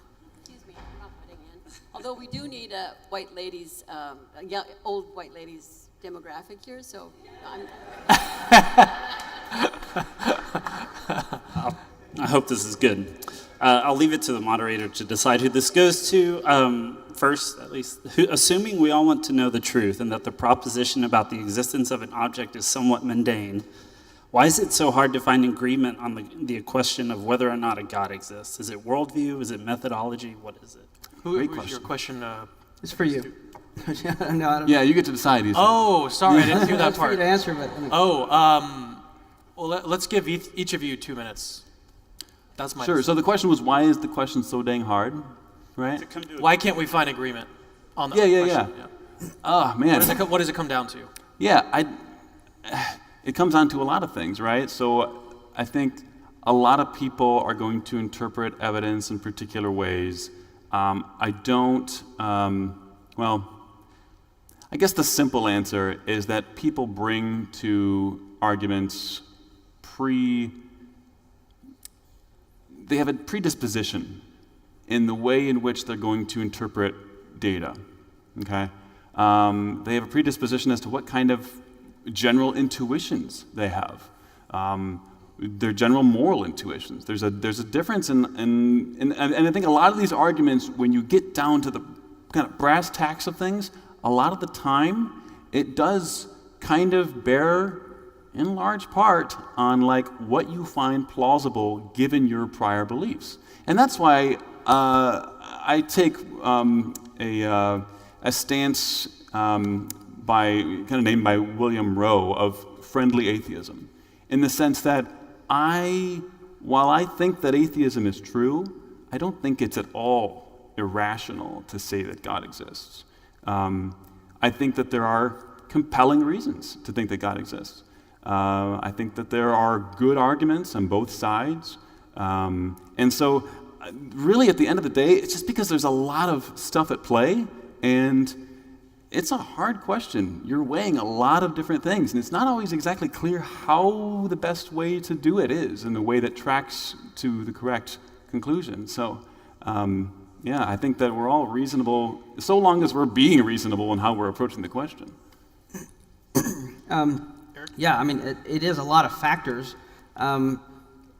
One thing, there's a lot of things we didn't even get to touch on, but, like his divine hiddenness, I think, and if, hopefully it's not a mischaracterization. If it is, well, then it wouldn't apply to him. But I don't think it's the case. I don't think it's the case that if you give a person enough or the sufficient information or evidence or arguments that they would necessarily believe. We know a lot of people who have good reasons to believe things and refuse to. So there's some pride or some, personal agendas. There's a number of other things. One thing I find interesting, though, is like you have someone like Thomas Nagel who admits and says something like, it's not just that I don't believe God, I don't want him to exist. That's called thank you for that. That's called something like the, what's the word? Cosmic authority problem. So I think it comes down to a number of things. All right, let's do one more.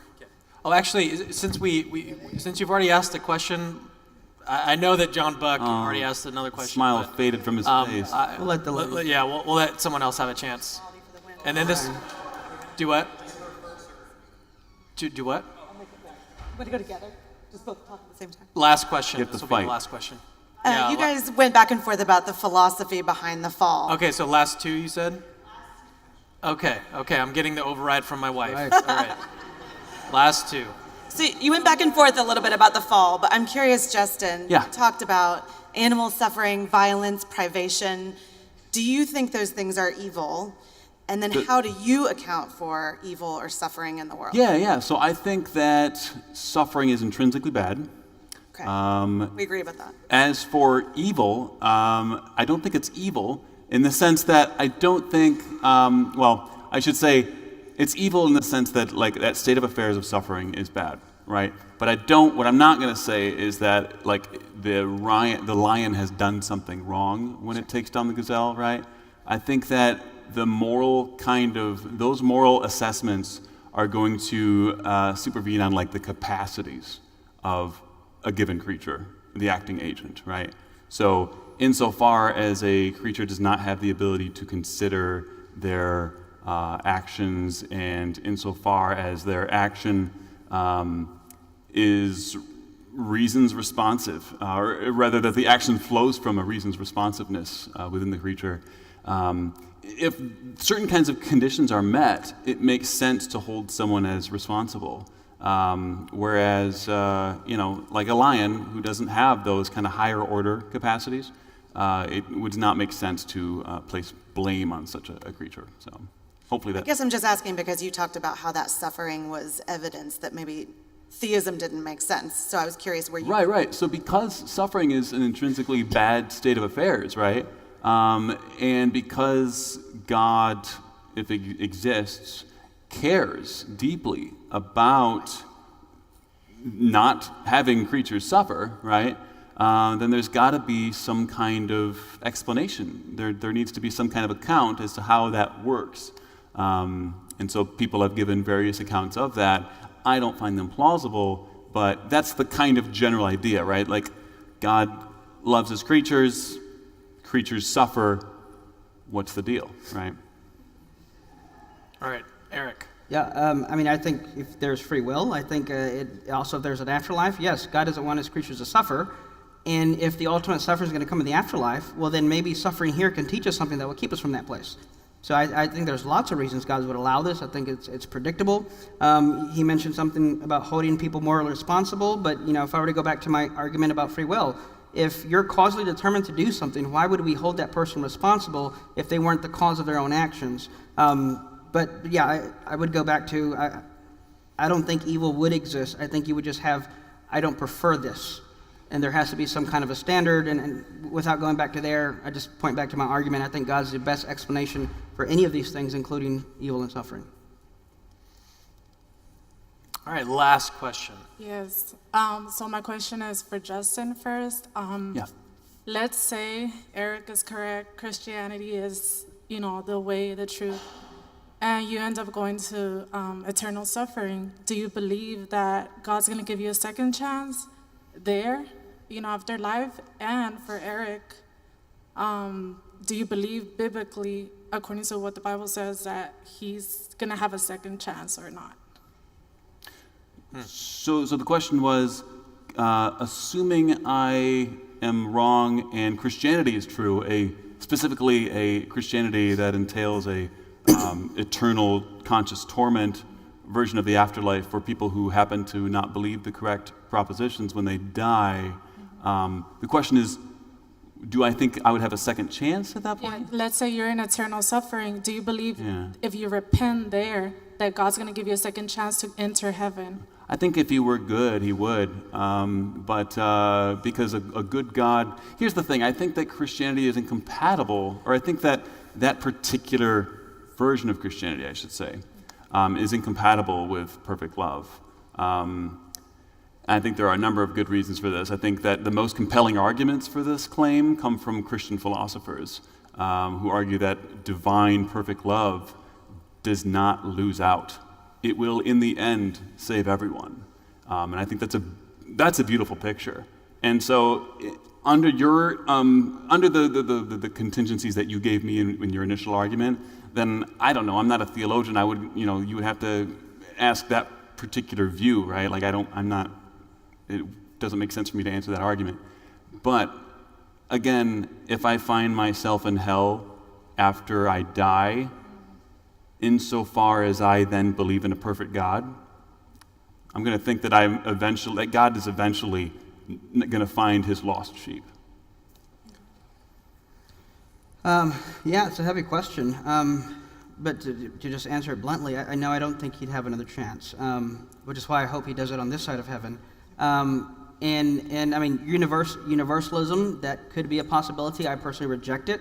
But one thing we didn't even touch on is something like Molinism. If God is not just omniscient but knows counterfactuals, he knows what it takes and whether a person would or would not receive and accept divine revelation. So I would hold to the view that by the time a person dies and is in the afterlife already, God has exhausted what he could do, and just giving them more revelation would only add to their punishment in the afterlife. So and C.S. Lewis said, hell's gates are locked from the inside. It could be the case that people even in the afterlife would still reject him. Imagine there was a guy who was interested in you, and he was a stalker, And then imagine that for the rest of eternity, now you have to be with this person, so to speak, because he kidnapped you or something like that.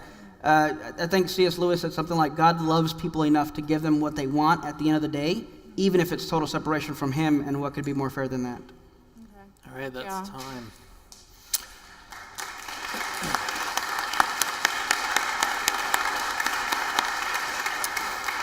Okay, so the evening is almost done. I know that we are over time, and some people have had to leave, which is totally fine. But what we're going to do is 5-minute closings from each debater, and then we'll finish out. So, Eric, go ahead.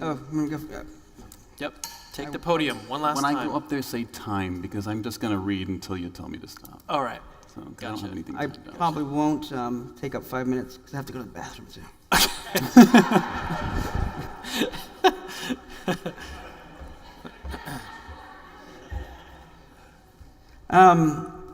Yeah, I mean, I don't think there's too much left to be said, but I do want to give a few shout-outs to some people. People that helped me prepare leading up. Adam Johnson, and I mentioned his book, Divine Love Theory. Dan Christophilus of Exploring Reality. Tim Stratton, Luke Barnes, Alan Hainline, and Andrew Moon. But at the end of the day, I mean, we look at evidence, what is most reasonable, what best fits, what's the best explanation, and I think what we heard today was that theism has better predictability, better explanations, better theodicy over naturalism. Anything that he brought up, it didn't seem as if it had any superiority to theism.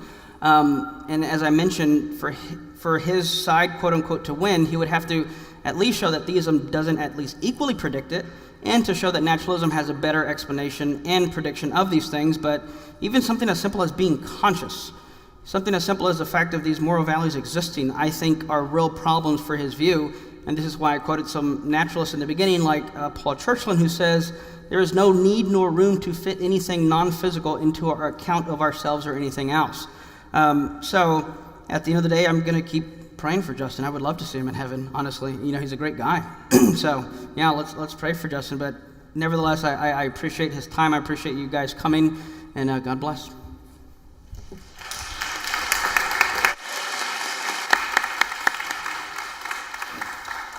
Yeah, just time me because I don't have a... I got you. Thank you. Just turn off your mic. Sounds good. All right. First of all, I want to thank Eric. I know that's coming from a good place. He's saying he wants to pray for me. I appreciate that. I don't obviously think that it does anything, but I can appreciate the other orientedness of that kind of sentiment. I want to first thank both Eric and Capturing Christianity for hosting this event. This is a fantastic thing to do. I'm going to respond to some of Eric's criticisms here. A number of times throughout this evening, we were told about Molinism and Eric's endorsement of libertarian free will, right? So, however, philosophers Nevin Kleimenhaga and Daniel Rubio have recently and persuasively argued that Molinism is actually incompatible with libertarian free will, because if Molinism is true, it entails the existence of a collection of facts which fully and completely explain both an agent's choice to choose A over B and all other acts that the agent does that influence the agent's choice to choose A over B. Insisting on God's weak actualization does not change the fact that however weak it in fact is, it is a part of that full, complete, and infallibly foreknown explanation of that agent's choice. Returning to the fall theodicy, Eric's first response here is to posit the fall as the explanation for animal suffering. If we're talking about a causal explanation, it would seem that Eric would need to give at least a bit more detail as to explain how this does anything to explain all the animal suffering that predates the existence of modern humans. However, we are referring to a more literal interpretation of the book of Genesis, where animal suffering does not predate human sin, then the problem, of course, is not about animal suffering, but the problem, of course, is our ability for our view to actually cohere with the findings of modern science. If he can do that, however, then he needs to answer how probable the fall is on bare theism. It does not appear that this is at all going to be expected on bare theism. He also needs to answer how probable the specific data of animal predation, parasitism, and privation on the conjunction of bare theism and the fall.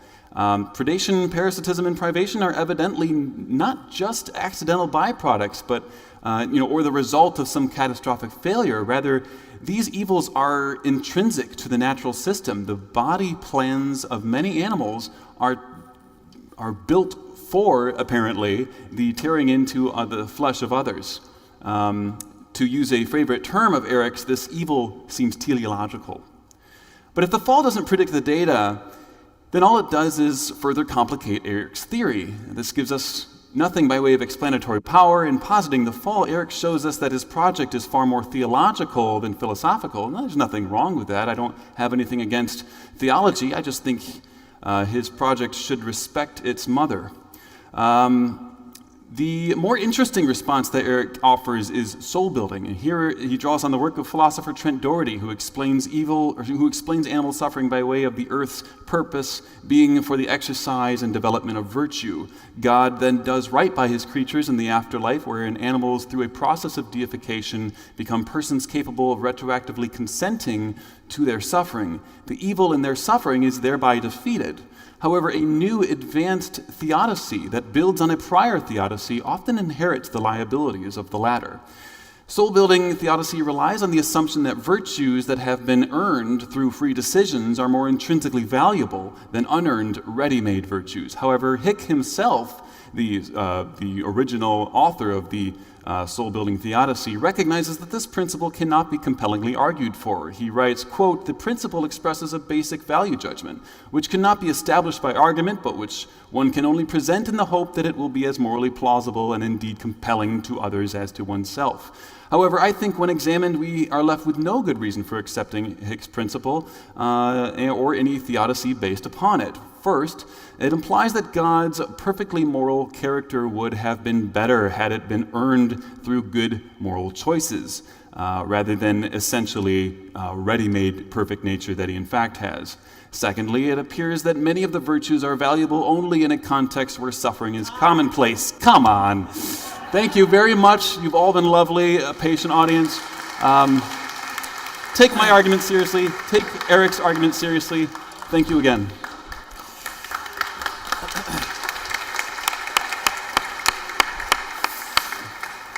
Well, that concludes the evening. Thank you all for coming out. That was so sweet. So, I was asked to remind you that it is nighttime and these walkways are uneven. Please be careful as you're walking back to your car. Tread softly. But thank you for coming out. It's been a great time.